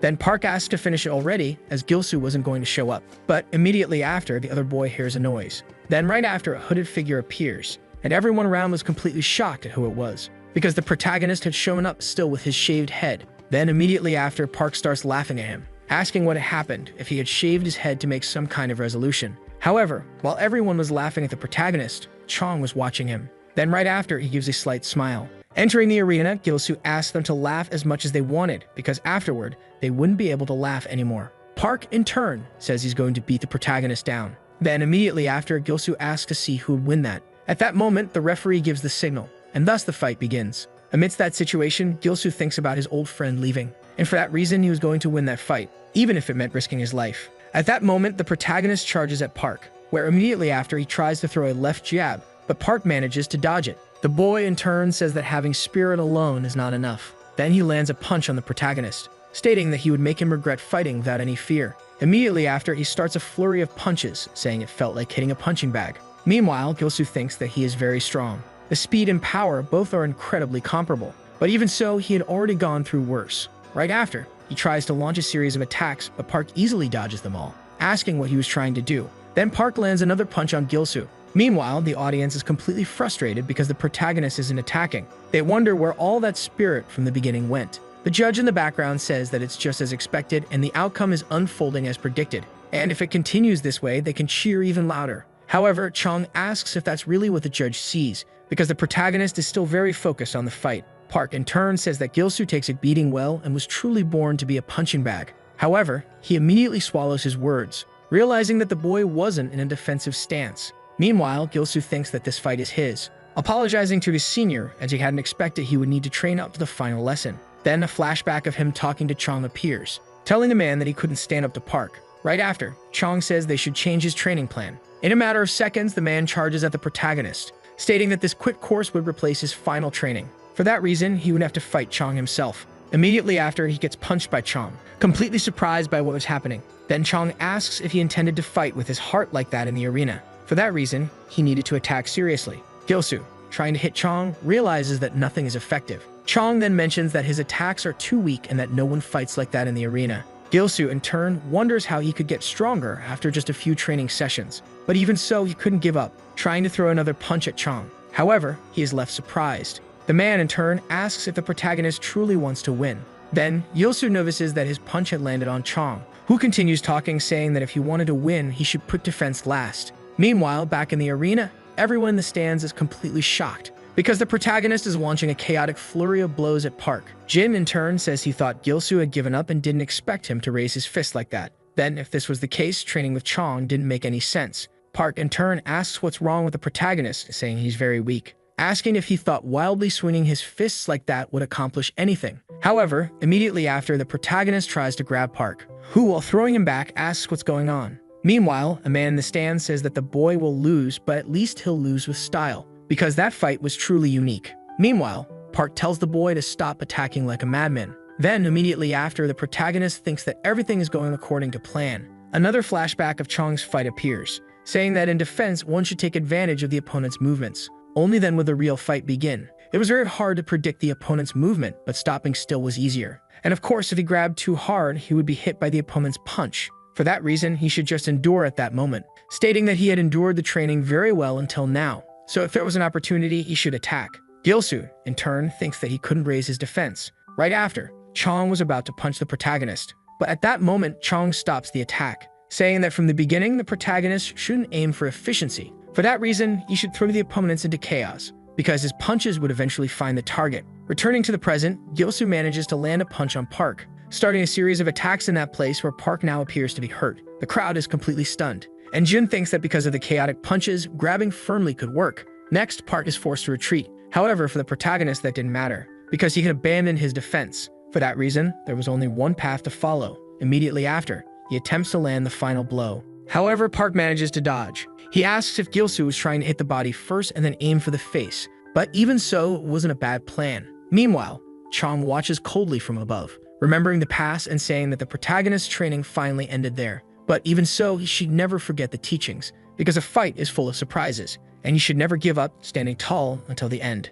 Next, the protagonist grabs Park's head, saying he still had a chance, stating that this was also anticipated. Immediately after, he lands a punch on Park's face. Thus, his tricks finally start to work. The crowd is completely shocked by what the protagonist had done, because Gilsu managed to knock Park down in the arena. However, Park replies that this is just the beginning. The crowd goes wild as the protagonist was finally starting to fight back. Everyone begins cheering for Gilsu. However, for Park, it was just luck. He charges recklessly at the boy, who, noticing an opening, manages to land a left jab, and right after, a right hook. In a matter of seconds, Gilsu advances again towards Park, starting a series of attacks. Meanwhile, the judge, observing from above, says Gilsu is better than he appears. Chong, in turn, states that in a fight like this, energy and mental strength are the most important, because the attacks could break the opponent's concentration. Now, the moment of the fight was in Gilsu's favor. Meanwhile, Jin says he doesn't know why, but Park seems a bit off. Meanwhile, Kang is watching the boy from above, remembering the man's words that all efforts to fight in the arena needed to be perfect. Returning to the present, the boy says this is very shameful. Taking a different fighting stance, he says the real fight has just begun. Noticing Park's fighting stance, the protagonist hesitates. But even so, he didn't have time for that. He needed to finish quickly, while there was still time. However, in a matter of seconds, he gets hit by a kick and is sent flying. Unable to catch his breath, he gets hit by another kick. A series of blows are launched at him. Park says that an idiot like him should know his place below that of an insect. Meanwhile, Gilsoo thinks that every blow is incredibly strong and there's no opening for a counterattack. He wonders what he could do in that situation, remembering when he was talking to Jin, saying that no matter how dangerous it was, he was ready. However, Jin had warned him to be careful, because Park had something strange with his legs as his kicks reached a greater distance than normal. So if he tried to make that type of attack, he needed to be prepared. Returning to the present, Gilsoo finally understands why his friend was so cautious. Approaching the protagonist, Park says that the look of fear suited him well. For that reason, he was going to finish him off once and for all. Immediately after, he starts throwing more kicks, landing all his attacks. Gilsoo thinks that the way Park enjoyed his pain reminded him of his past, where he could never forget the people who tormented him, people who made his life hell for no reason. It happened because Park was just like all of them, but he couldn't afford to lose this fight. Immediately after, he uses his back to block the kick, leaving Park completely surprised by what he had just seen, because Gilsoo had actually done it. Everyone in the stands was completely shocked as well. Gilsoo thinks that he could be hit in that position as much as Park wanted, because he knew that position hurt less when struck. Park in turn says he's ridiculous, asking if Gilsoo thought that could really stop him. So as Park throws more kicks, the protagonist uses his back to defend himself. Meanwhile, the crowd is laughing at the protagonist. Meanwhile, Jin wonders if the protagonist was very smart, because it might look silly, but the buttocks are one of the most padded parts of the body. This way, the protagonist could gather strength to continue. Meanwhile, Park was already getting tired because his attacks were no longer working. Immediately after, he tries to throw a punch at Gilsoo's head, who barely manages to dodge, thinking that the kick was enough to see clearly. Jin, in turn, says that Park was gradually slowing down, mentioning that there was something strange when he fought him earlier as well, because he had stronger kicks but seemed oddly reluctant to use them, where it might be that the stronger his kick, the greater the risk. Returning to the present, Gilsoo seems to be successfully dodging Park's kicks. However, in one of them, he notices something strange. Something different was on his leg. The moment Gilsoo loses focus, Park lands a punch on his face, saying that the protagonist was too persistent. But now it was all over. He lands another kick to Gilsoo's face, mentioning that no matter how tough he was, he wouldn't withstand his soccer kick. However, amidst all of this, Gilsoo still seemed conscious, stating that Park's kick had become much slower. In that moment, he grabs Park's leg and throws him backward, saying that the sensation was strange, like being hit by an iron bar. But still, the more Park kicked, the slower he got. And during those kicks, Gilsoo had noticed something. Something shiny was on his knee. At that moment, Gilsoo grabs Park's clothes, revealing some kind of metal. Everyone around notices it as there was iron armor on Park's leg. Gilsoo says it was no wonder Park was losing strength so quickly. Immediately, everyone around becomes completely furious at what was on Park's leg, because it was illegal. The judge in the stands suggests they should stop the fight. However, Chong tells him to wait and see, as it seemed the fight was about to end. Meanwhile, the protagonist begins a sequence of strikes, while Park is lying on the ground. Watching Park's expression, the protagonist thinks he recognized it, because it was the expression of fear in the heart with no ability to resist, just like he felt when people bullied him. However, his old self was now dead. Then, with tears on his face, he prepares to land the final blow, punching Park in the face. And finally, the fight ends and the protagonist is declared the winner. Feeling happy, Gilsoo celebrates having defeated Park. Disbelieving, Park lies on the ground, wondering if he had truly been defeated, thinking that it wasn't over yet. Kang, however, is already leaving, calling Park useless. Then the crowd starts throwing things at Park, angry that he had ruined everything. Meanwhile, the protagonist stands before him. Immediately after, he extends his hand to Park, asking him to get up, mentioning that he had cheated and still lost, saying that he had wanted to have a fair fight with him, but rules were rules. So next time, they would need to settle things in a more fair manner. The judge, in turn, says that the new student was more interesting than he thought, and that he could be even more unpredictable than imagined. Another man in the stands asks if the school had sunk so low, because people had really stopped watching this kind of stupid fight, since Park couldn't even beat a small kid like that. Immediately after, Chong appears in the arena, asking what the man wanted. The man says the arena was trash, but he couldn't stand it anymore. For that reason, from that moment on, he would become the ruler, stating that he thought Chong was dead somewhere, but there he was. Taking his fighting stance, Chong says he would show the man how the arena really worked. Immediately after, a fight between the two seems about to begin. Meanwhile, the protagonist watches the situation, asking Jin who the person with Chong was. Jin replies that before the arena was created, that man had competed with Chong for the title of the strongest. Warming up, the man asks if it hadn't been a long time. Chong in turn says it brings back memories of his past, asking if the man was already scared. At that moment, the man charges at Chong, asking if he had caused all that trouble to reach that pile of trash. The crowd is completely stunned by the man's monstrous strength. However, Chong simply dodges the attack. Then the man starts a flurry of strikes at Chong, who continues to dodge. Gilsu, in turn, surprised, asks how a body could move so easily like that, wondering what would happen if Chong lost the fight. However, Jin doesn't answer the question. He only warns that if Chong loses, the arena would be dissolved and the man would return to power. The other man says Chong was always a coward, only knowing how to run, stating that his current self was completely different from before, launching another attack at Chong, who barely dodges it. But even so, a part of his chin is hit. The man in turn is pleased because he had finally landed a hit. Then immediately after, he starts a series of attacks, stating that Chong had been acting like a superior dog and asking if he was doing okay, claiming he should have taken care of him a long time ago. Gilsu was in disbelief, wondering how Zhang could possibly defeat that monster. Based on the current situation, the man was completely dominating the fight. Then the man seemed to be preparing for the final blow, saying that Chong had now lost to him. But still, Chong hadn't given up on the fight. Immediately after, Chong lands a punch on the man, saying that this was a waste of time. For that reason, it was time to end everything once and for all. He delivers a knee strike to the man's stomach. The force of the impact was so powerful that the man was sent flying out of the arena. For this reason, it could be named the most intense match ever held in that place. Afterward, Chong looks to the side and notices Park trying to escape. He says that if Park broke the rules, he deserved a punishment, telling Park to go in front of him and lie down. Sometime later, Park is on his knees in the arena, thinking that Chong was going to hit him with that iron bar. And if he was struck by a monster like Chong, he probably wouldn't survive. Then he begins begging Chong not to do it. However, without even wanting to hear anything, Chong tells him to just kneel. Park grabs Chong's knee, saying that he regretted everything, claiming that he was forced to do it. That's why he committed this crime and was just a victim in the situation. Because of that, he promised he would never act that way again. Afterward, Chong kneels down, telling him that he had asked him to lie down. With tears on his face, Park thinks that his life was over, wondering how he could survive this. Chong prepares to strike and says that if Park didn't want to be beaten, he should never act that way again. Chong begins his attack, but at the last moment, he stops his strike. Even so, Park had already wet his pants. The entire crowd bursts into laughter at the sight. Chong in turn asks if Park wasn't ashamed of doing such a thing in the arena, saying that he would spare him this time, but there wouldn't be a next time. Meanwhile, Kang in the background watches the situation. Then Chong seems ready to make a big announcement. He states that everyone saw today what a real arena looked like, and that anyone there could fight and rely on their own strength to win. However, no cheating was allowed and only justice would prevail there. But if anyone dared to provoke others outside the school arena and break the rules, worse things could happen. Still, before acting, they should think carefully, because only true warriors who act based on their strength and the arena's rules are respected there. And they are the ones who deserve respect in that arena and all others. Hearing that speech, the entire arena goes wild. Then Chong tells them to wait, as he truly was the leader of that arena. Sometime later, after everything had passed, Chong seemed to be training. Meanwhile, someone shows up to greet him, and it's the protagonist standing before him. Chong notices the boy and says he has nothing left to teach him, and if he came there to be trained, he should go straight home. However, the boy says he didn't come to ask for training,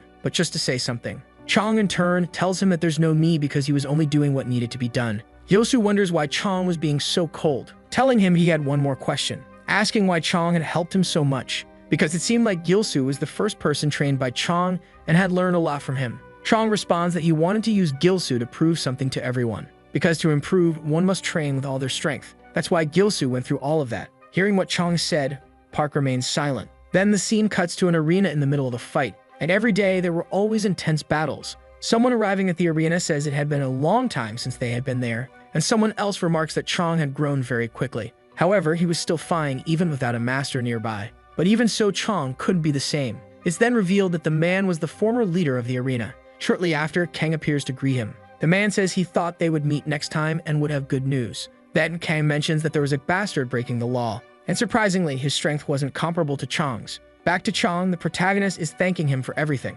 thinking that he doesn't completely understand what the master was saying. But the arena returned to normal until Chong's speech happened, because his intensity was greater than imagined. Additionally, he also changed by continuously fighting through fierce battles. Thus, he truly learned how to fight, using his fists to carve his own path. He was completely drawn into the arena as a result. And due to that extraordinary atmosphere, he couldn't do anything else because when the opportunity came, he might be able to push past his limits and increasingly feel the flow of battles. Sometime later, a girl was asking why she had to test her patience. Then the man says that idiot told him to bring the girls, but even so, he was still getting beaten. warning the girl that now she would pay for it. As he was about to strike, she asked if he knew who they were. However, in a matter of seconds, he is punched by someone. Then Kang asks how he dared try to hit a woman. The other girl, observing the situation, is surprised, mentioning that the 6 gates were completely different. Gilsoo, in turn, asks Mai if she's okay and if she happened to get hurt. However, the girl responds that she's fine, stating that this was nothing compared to the 6 gates training. And it was amazing because they would have been in serious trouble if not for the protagonist. Meanwhile, a boy asks why everyone is outside and if they really didn't have more rooms. The other girl, desperate, questions why he arrived so late, wondering if he knew when it happened, since suddenly those thugs had shown up. However, the boy is confused, saying that there was no one in that place. Meanwhile, a group of people is walking down an alley, asking if that boy was from the 6 gates, stating they had already heard of them. But even so, if they were really the 6 gates, they were sure someone else would be interested, because they would definitely make him pay for what he did. Sometime later, Mai is walking beside the protagonist, asking how long he had been training, because he fought really well. Gilsoo, in turn, says that calling it training was a bit inadequate, as he had gone through many different things. Then Mai says that thanks to Chang's training, she could finally protect herself. Meanwhile, the protagonist thinks she really was the sister of that monster, stating that he owed her brother a lot as he couldn't adapt well after transferring. For that reason, her brother had helped him a lot. The girl, in turn, is surprised, asking if the guy her brother had been talking about was him. Gilsoo, also surprised, asks if her brother had mentioned him, supposing that the person Chang had mentioned was probably his sister, thinking that knowing the girl had heard everything was a bit embarrassing, as it could ruin his image. Immediately after, the girl hands him her phone, saying that when her brother told her about him, she found it very interesting. For that reason, she couldn't believe it was the protagonist. Because of that, they should at least exchange contacts. Then Gilsoo ends up giving her his number. The scene then cuts to a construction site where someone inside appears to be getting beaten by a group of people. With a hood over their head, the person is begging for their life as they can't breathe. The other man says he was sure he had told him that if he wanted to live, he should return the money. However, the boy replies that he didn't have a cent and would do anything to pay. The other man asks if he would really do anything. For that reason, he should become a player, as he had mentioned last time. Then the boy replies that he would do it, begging them to stop. Standing up, the man says that if you borrow money from someone, you should pay it back even if it costs your life. Standing up, another man mentions there was a girl who dared to touch the neighborhood gang. For that reason, they should give her a proper lesson. But immediately after, the other man slaps the boy, asking if he had even been beaten by a woman. However, the boy responds that wasn't the case. Irritated, the man asks how he dared disgrace the gang's name. The other boy, pleading, says it wasn't a woman. They got into a fight with one of the 6 gates because they had been attacked by one of their members. If it weren't for them, there wouldn't have been a problem. Smirking, the boy responds that this sounds fun. Meanwhile, Jim, along with his colleagues, is walking through the school. The guy, frustrated, responds that everything was Jim's fault. If it weren't for him, they wouldn't have to fight in the arena. Meanwhile, Gilsoo seemed to be on his phone talking to someone, and the person he was talking to was May. Surprised, the boy comments that she was really cute. Looking over at Sarah Loto, he sees someone begging for forgiveness, saying they'd do anything and were sure they'd be a great help. Looking to the side, he realizes it was Park kneeling. Kang, in turn, asked if he didn't think his existence was a nuisance, pointing out that there was no place for a man who wet himself in the middle of the arena. And if Kang were in his position, he would have already given up on everything. Leaning on the protagonist, Jim suggests they leave the place quickly, as nothing good comes from getting involved with those people. Gilsoo, in turn, questions why thugs like Park would want to be alongside Kang, because there was no way out when walking with a group of bullies like that. His friend responds that it's true in school. However, in real life, it was very different, because there was a well-known gang that wasn't from that area, an established company, but you could think of it as a hidden organization, so big that they even had connections with the police and politicians, and the second son of the head of that gang was Kang. So you could say that boy was born into a wealthy family, and because of his background, thugs like Park wanted to be under him. Gilsoo, surprised, thinks that he didn't know the neighborhood was scarier than before. Meanwhile, Mai was walking through the streets at night, mentioning that her part-time job had ended later than she expected, so she only slept when she got home. Suddenly, someone starts running after her. Then a girl with her clothes torn approaches Mai, begging for help. She says a gang attacked her, and when she refused, they kept chasing her. Mai tells her not to worry and that she will report them to the police. The other girl says that if they kept running, they'd be caught quickly. For that reason, they should hide in that alley. Then, another man appears, saying that he thought she was just running, but now they found someone even prettier. So they were even luckier now. Mai demands that they stop, saying the girl had already said no. The man questions if she really didn't like it. Mai, confused, asks what he meant by that. At that moment, the girl gets shocked with a taser. The girl responds that she hated it and really didn't like dumb men. But what she enjoyed most was intimidating people like Mai. Lying on the ground, Mai asks who she is and why she's with those people. Immediately after, another group of people appears, saying that apparently Mai was quite good at fighting, asking if they were really going to have fun.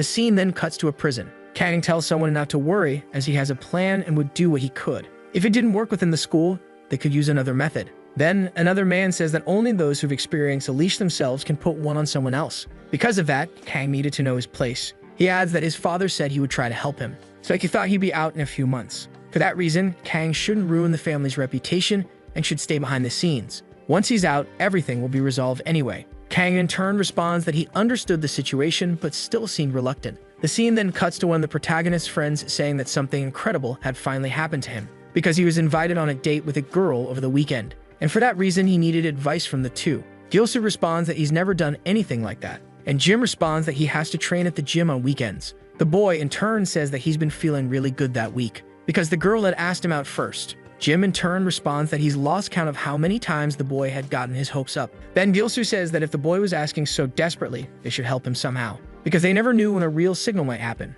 Realizing he had no other choice, the boy says he'll buy them burgers as a reward. Sometime later, the three are at a restaurant. The guy wonders why he's so nervous, and Jim asks how many drinks he's had. Gilsoo, observing the situation, thinks it's the first time he's seen the boy so desperate. Then suddenly, he's surprised to see Mei walking into the restaurant. Disbelieving, Gilsoo wonders if it was really her. Then immediately after, the boy calls out to Mei. However, it seemed like it wasn't her, as it was the other girl beside her who greeted them, apologizing for being so late. Afterward, the boy introduces the protagonist along with his other friend. Meanwhile, Gilsoo supposes that this was the girl his friend was interested in. Then the girl introduces herself, saying her name was Mei. The protagonist introduces himself as well, thinking she was very beautiful. The other girl asks how their friend was doing at school, saying she was curious since she only saw him at the gym. The boy responds that it was always the same. However, Gilsoo jumps in, saying that he never listened in class and only slept during them. Gilsoo, meanwhile, thinks that it seemed like everyone was having fun. However, he still couldn't participate in the conversation. Then Mei seems to notice the protagonist being quiet.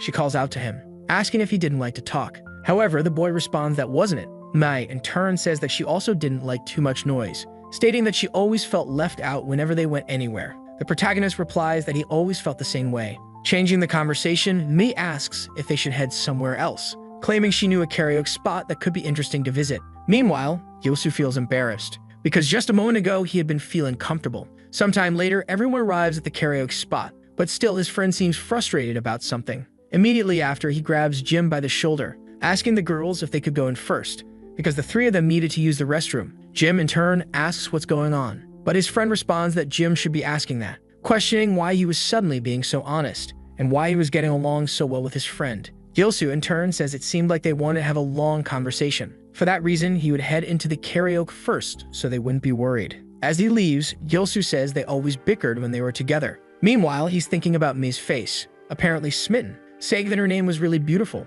Immediately after, a man asks what's wrong with her, saying she should relax a bit more, telling her to join her friends since there were two more guys in the next room. Shortly after, the protagonist appears, asking what the man was doing. The other guy asks if she had a companion, and if that guy wasn't just an idiot, questioning why she wouldn't talk to him and was sticking with an idiot like that. However, the girl just asked to be let go. At that moment, the protagonist charges at the man, but immediately after, the girl grabs the man by his shirt collar, saying she was going to break his face, and she manages to throw him to the ground. Gilsoo, in turn, is completely shocked by what he saw. The girl responds that she had been anxious ever since that man grabbed Mei's hand. Noticing Gilsoo, the girl says he didn't need to do anything, stating that Mei might seem delicate, but she was actually quite scary. Immediately after, the man tries to punch the girl. Continuing the conversation, the other girl mentions that from what she heard, Mei's brother had taught her self-defense since she was young, and she was so good that most men couldn't even compete with her, supposing she was Chang's sister, one of the 6 gates. Gilsoo, in turn, is completely astonished by what he heard. It's then revealed that the girl was the younger sister of his mentor. Returning to the present, Jaehu says they should have fun. The other guy says that she was making a big mistake if she thought she would be left alone after messing with their group, because now she was really going to regret it. Watching the man, Jimmy thinks that he was probably the one who fought in the karaoke fight. Then the other girl asks how the tease was and if it was electrifying. Jaehu responds that it could get a lot more electrifying than that. At that moment, the girl tries to get up, but even so, she has no strength. But within seconds, she barely manages to dodge an attack. Surprised, Jaehu says she could still move. The other woman is also surprised, saying that Mei could still move even after being hit with that shock. For that reason, they should use it a few more times. Then immediately after, another electric shock is delivered. The girl warns that if Mei had stayed still, it would have ended with just one blow, but now she was completely worn out. He stands up from the girl and asks what Jaehu was going to do, because if he handed her over, she could teach her a good lesson. Then Jaehoon responds that she was a very useful bitch, asking to tie her up and take her to his hideout. However, at that very moment, someone seemed to be walking towards them, and that other guy seemed to recognize the person standing in front of him. Then within seconds, he ends up receiving a fatal blow. Jaehoon, in turn, asks what had happened. Then it's revealed that it was the protagonist, completely frustrated, thinking that if he had been faster, it wouldn't have happened. 30 minutes earlier, the protagonist was calmly walking down the street. Taking out his phone, he wonders what that girl could be doing at that moment, where shortly after, he questions what the girl was doing via text. Completely surprised, as the girl responded very quickly, and she replies that at that moment, she was returning to her work. At the same moment, he ends up being surprised, because he ends up receiving a very strange message. Returning to the present, Gilsoo thinks he had many suspicions about going to that place because of her strange message, but he ended up facing that situation. Shortly after, the man, completely frustrated, points out that it had been that man from the 6 gates they had talked about. Jaehoon, in turn, says that they had already taken the first step, stating that it seemed like those bastards from the 6 gates were really impatient. Completely irritated, Gilsoo says they had messed with the wrong person. For that reason, he's going to kill them all. Then the other guy charges at the protagonist, questioning what he could do alone. Shortly after, Gilsoo manages to dodge the blow. Thus, he ends up landing a fatal punch on that fat guy. Then 2 people begin to advance toward him. But even so, the protagonist easily dodges them, managing to take down both at once, thinking they were definitely weaker compared to the 6 gates. That's why it didn't matter how many came at him, they were nothing compared to him. But at that very moment, he ends up receiving a quick kick and barely manages to dodge. Jaehoon, in turn, says that he's always been curious about the 6 gates.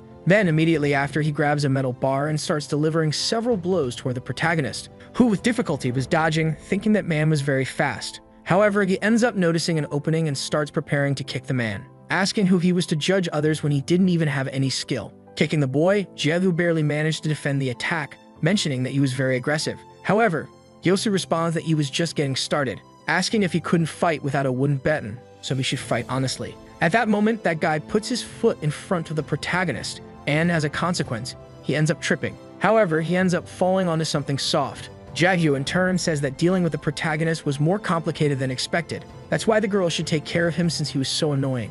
Then it's revealed that Gilsoo had fallen on top of that woman. Completely embarrassed, he replies that it wasn't on purpose. The girl, in turn, says it was very cute how embarrassed he got. Noticing the girl with a taser in her hand, he thinks they probably used it on Mai, and right after that, the girl charges at the protagonist with a taser in hand. Gilsoo, in turn, wonders how he could avoid that attack. But at that very moment, Mai ends up getting up and manages to take that taser from the girl's hand. In disbelief, the woman says she was sure she had knocked Mai down, questioning what had happened. Then the girl replies that earlier she had received something interesting, because when Jaehoon hit her, a piece of wood had broken off. Thus, she managed to use that piece to nullify the effects of the shock. Jaehoon, in turn, gets very irritated with the girl, asking if she couldn't finish things the right way. Returning to Gilsoo, he asks if the girl was okay, and she replies that thanks to him, she had time to recover. Thus, the two end up forming their fighting stance to start the battle. Jaehoon then replies that he wasn't going to make a big scene, but even so, it would end that way, asking if they thought that without the taser, it would make any difference. But within seconds,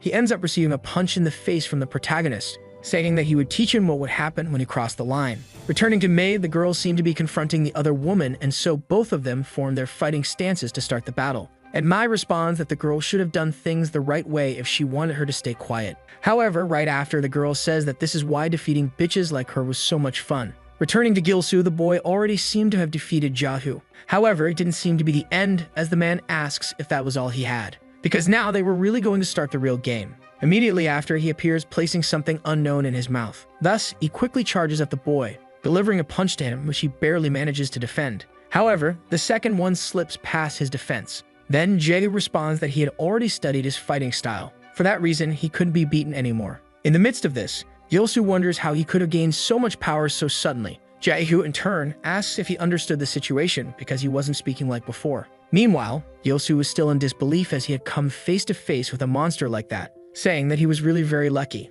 because that was his favorite type of opponent. At the same moment, he grabs the man by the neck. Thus, he begins delivering a series of attacks on him, and in the same instant, he strikes his head against the man's, and a close-quarters battle begins to unfold, leaving Jaehoon completely surprised by the situation. Gilsoo, in turn, asks if he had mentioned that he was curious about the 6 gates. Then the boy responds that this was a level 1 punch. At the very moment Jaehoon receives the punch, he ends up flying. While the guy is lying on the ground, the protagonist says that he shouldn't try to face a former failure with just his courage, remembering that before charging at the protagonist, the man had eaten something. But putting that aside, he really thinks about what was most important and wonders where Mai was along with that other woman. However, when he looks to the side, he realizes that Mai had already taken care of everything, thinking that when he saw her, she really seemed to be Chang's sister. Then the girl grabs the collar of the other woman's shirt. She asks why she was doing something so dirty like that. Desperate, the woman says she didn't know as she had nothing to do with the Baksan group and was only doing it for the money. Gilsu, in turn, becomes thoughtful about that group as he had already been through a situation like that,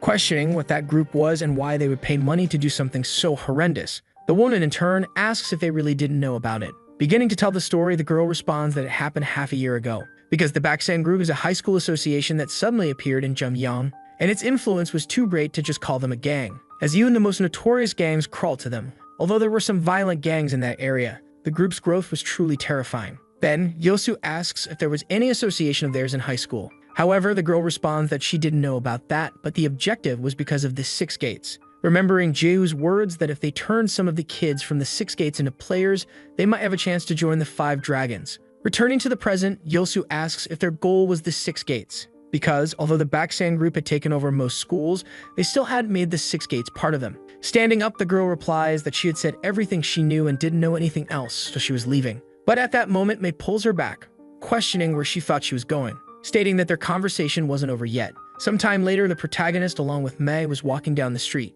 apologizing because he couldn't believe that it happened to her since it involved her school. However, Mei responds that she was fine, so he shouldn't apologize. Besides, she also had a connection with the 6 gates, and it was a blood bond that could never be broken. And in addition, it could have happened eventually, even if not on that day. Gilsu, in turn, feels apprehensive, responding that even with everything that had happened, he was still relieved, because no matter what the Baksan group did, it wouldn't be able to defeat the 6 gates as long as Chang stood tall. Moreover, the guys who fought that day were very strong. Then Mei confirms that it was true, as her brother was on another level, asking if Gilsu wasn't strong himself, thanking him for the help as he had already helped her twice. Next, the scene cuts to another location, and Jiayu seemed to be getting scolded by someone. An unknown man says that his problem was that he didn't know his place, which is why he always did something useless. Jiayu, in turn, replies that he was very sorry for that, as he had only done it to have that place conquered. Right after that, the man places his foot on Jiayu's face. He replies that even if someone like him hadn't interfered with the plan to take over that school, everything would already be in motion. For that reason, starting from that day, Jehu would be moved to a player. Jehu, in turn, begins to beg with tears in his eyes, pleading not to do it. However, the man replies that it would be fun to watch him in that state. For that reason, he will see him in the Colosseum. Meanwhile, a guy looking at a group of people says that they all seem like losers, asking how they had the nerve to run away from home, questioning if they all wanted to participate in the heavenly wind. The other boy replies yes, stating that it had been a month since they ran away and heard that meals and lodging would be provided there. At that moment, the boy ends up receiving a punch, which sends him flying into the wall. Another man laughs in his face, asking if he thought he was going to get all of that, questioning if they thought they were a charity group. Then everyone around starts running desperately, apologizing for what happened, and the man says they had no loyalty, much less vigor, stating that there were no strong people these days, and that those guys had no talent. Then the other guy says that it was because of the influence of the Baksan group, and for that reason, there were no longer any truly useful people. The other man, in turn, says that they could no longer remain as just a simple family, so they should gain more influence. Shortly after, a man appears, saying that he seemed to be out of energy. At that moment, it is revealed that the guy was Park, asking how that could be happening with a heavenly wind. Thus, 2 people charge at the boy, asking if he was crazy and how he dared to go to that place. Park mentions that he was also interested in having an interview and was on another level compared to the other people who had left. Standing up, the other man says that he really couldn't contain himself, asking what reason he could have to recruit a guy who had abandoned them, stating that just his personality was enough to disqualify him. Park, in turn, says that he was also aware of his mistakes, and for that reason wasn't asking to come back for nothing. Therefore, he was prepared to do anything, even a crappy job. Then the man seems to give a smile, asking if that was true. The next day, Gyosu says that he had overdone it yesterday, and for that reason, he was very tired, so he should go to the school clinic and get some medication. While heading to the place, a group of people was talking to Park, saying that he was going through a hard time, and that it happens sometimes, so he had a cold side. For that reason, they were thinking about recruiting him again, and if they asked in the right way, and he wouldn't refuse. Park, in turn, asked them to stop talking nonsense and get straight to the point, asking why they were acting that way all of a sudden. Approaching the boy, the guy says that his personality was very serious, mentioning that he had heard he got along well with the pretty people during his time in the Heavenly Wind. And since they are so stupid, they could have fun with them, which is why he wanted Park to introduce them to him. As he starts to walk away, Park replies that he didn't want to get involved with that. The other guy then says he was just trying to help him, asking why he was ignoring him. At that moment, he throws a can of Coca-Cola at him, However, within seconds, Park kicks it back toward the man, telling him not to be mistaken because he got along with them only because of the Gangbang clan, asking if they really thought they could treat him that way after he quit. Then the other guy asks if Inhei knew about that. Park, pointing his finger, asks what was the point of going to a stupid school like that, so he should just stay there while sucking up to Kang. Sometime later, Park was calmly walking, thinking that he didn't give a damn about those people. Then someone calls out to the boy. Yilsu appears, asking the young man to wait for a moment, asking why he did that and if it was because of what happened in the arena. Because if that was the case, he could make up for it by fighting again in the arena, but the right way. Then Park grabs the boy by the collar of his shirt, telling him to watch his back at night because he was going to kill him outside. Irritated, the young man then starts to walk away, saying that his day had been ruined. Yilsu, in turn, thinks that it wasn't really his business, but it was bothering him for some reason. As Park walks away, a letter ends up falling out of his jacket without him noticing. Then, Yilsu ends up noticing that. Meanwhile, a group of people was inside a place, and another guy says that they were very pathetic, stating that he had heard that this week had been a failure. And all of that was because of those Heavenly Wind guys who collected money outside their territory. The other man asks him not to worry because they were going to deal with the Heavenly Wind, as they might have numbers, but none of them were useful. Meanwhile, Park seemed to be approaching that place. At that moment, the group notices the boy's presence. Park, in turn, says they had only two choices. One was to serve under the command of the Heavenly Wind, and the other was to leave and stay away from that place. He asks what they were going to do. The group of people starts laughing in the boy's face, asking if that wasn't Park, mentioning they had heard he had joined an organization to side with Kang, asking if he had come back to the Heavenly Wind. Then the flashback shows that man asking if he knew Mayan because that idiot was aiming at his territory, and for that reason Park should deal with him. And if he could do that, he would consider letting him return to the gang. Returning to the present, Park thinks that he had no choice if he wanted to restore his position. Immediately after, the two advance toward the boy, asking if he had come alone to die. At that moment, Park manages to defend the attack. However, the other guy was already heading toward him. He delivers an attack to the boy. However, it didn't seem to have any effect, saying that the boy's arm was very strong. Shortly after, the group leaves the house, and Park, determined, tells them all to come at him at once. Thus, an intense battle was about to unfold. So the video ends here. If you don't want to miss the next part, activate the notification bell, and see you next time on Tob's channel.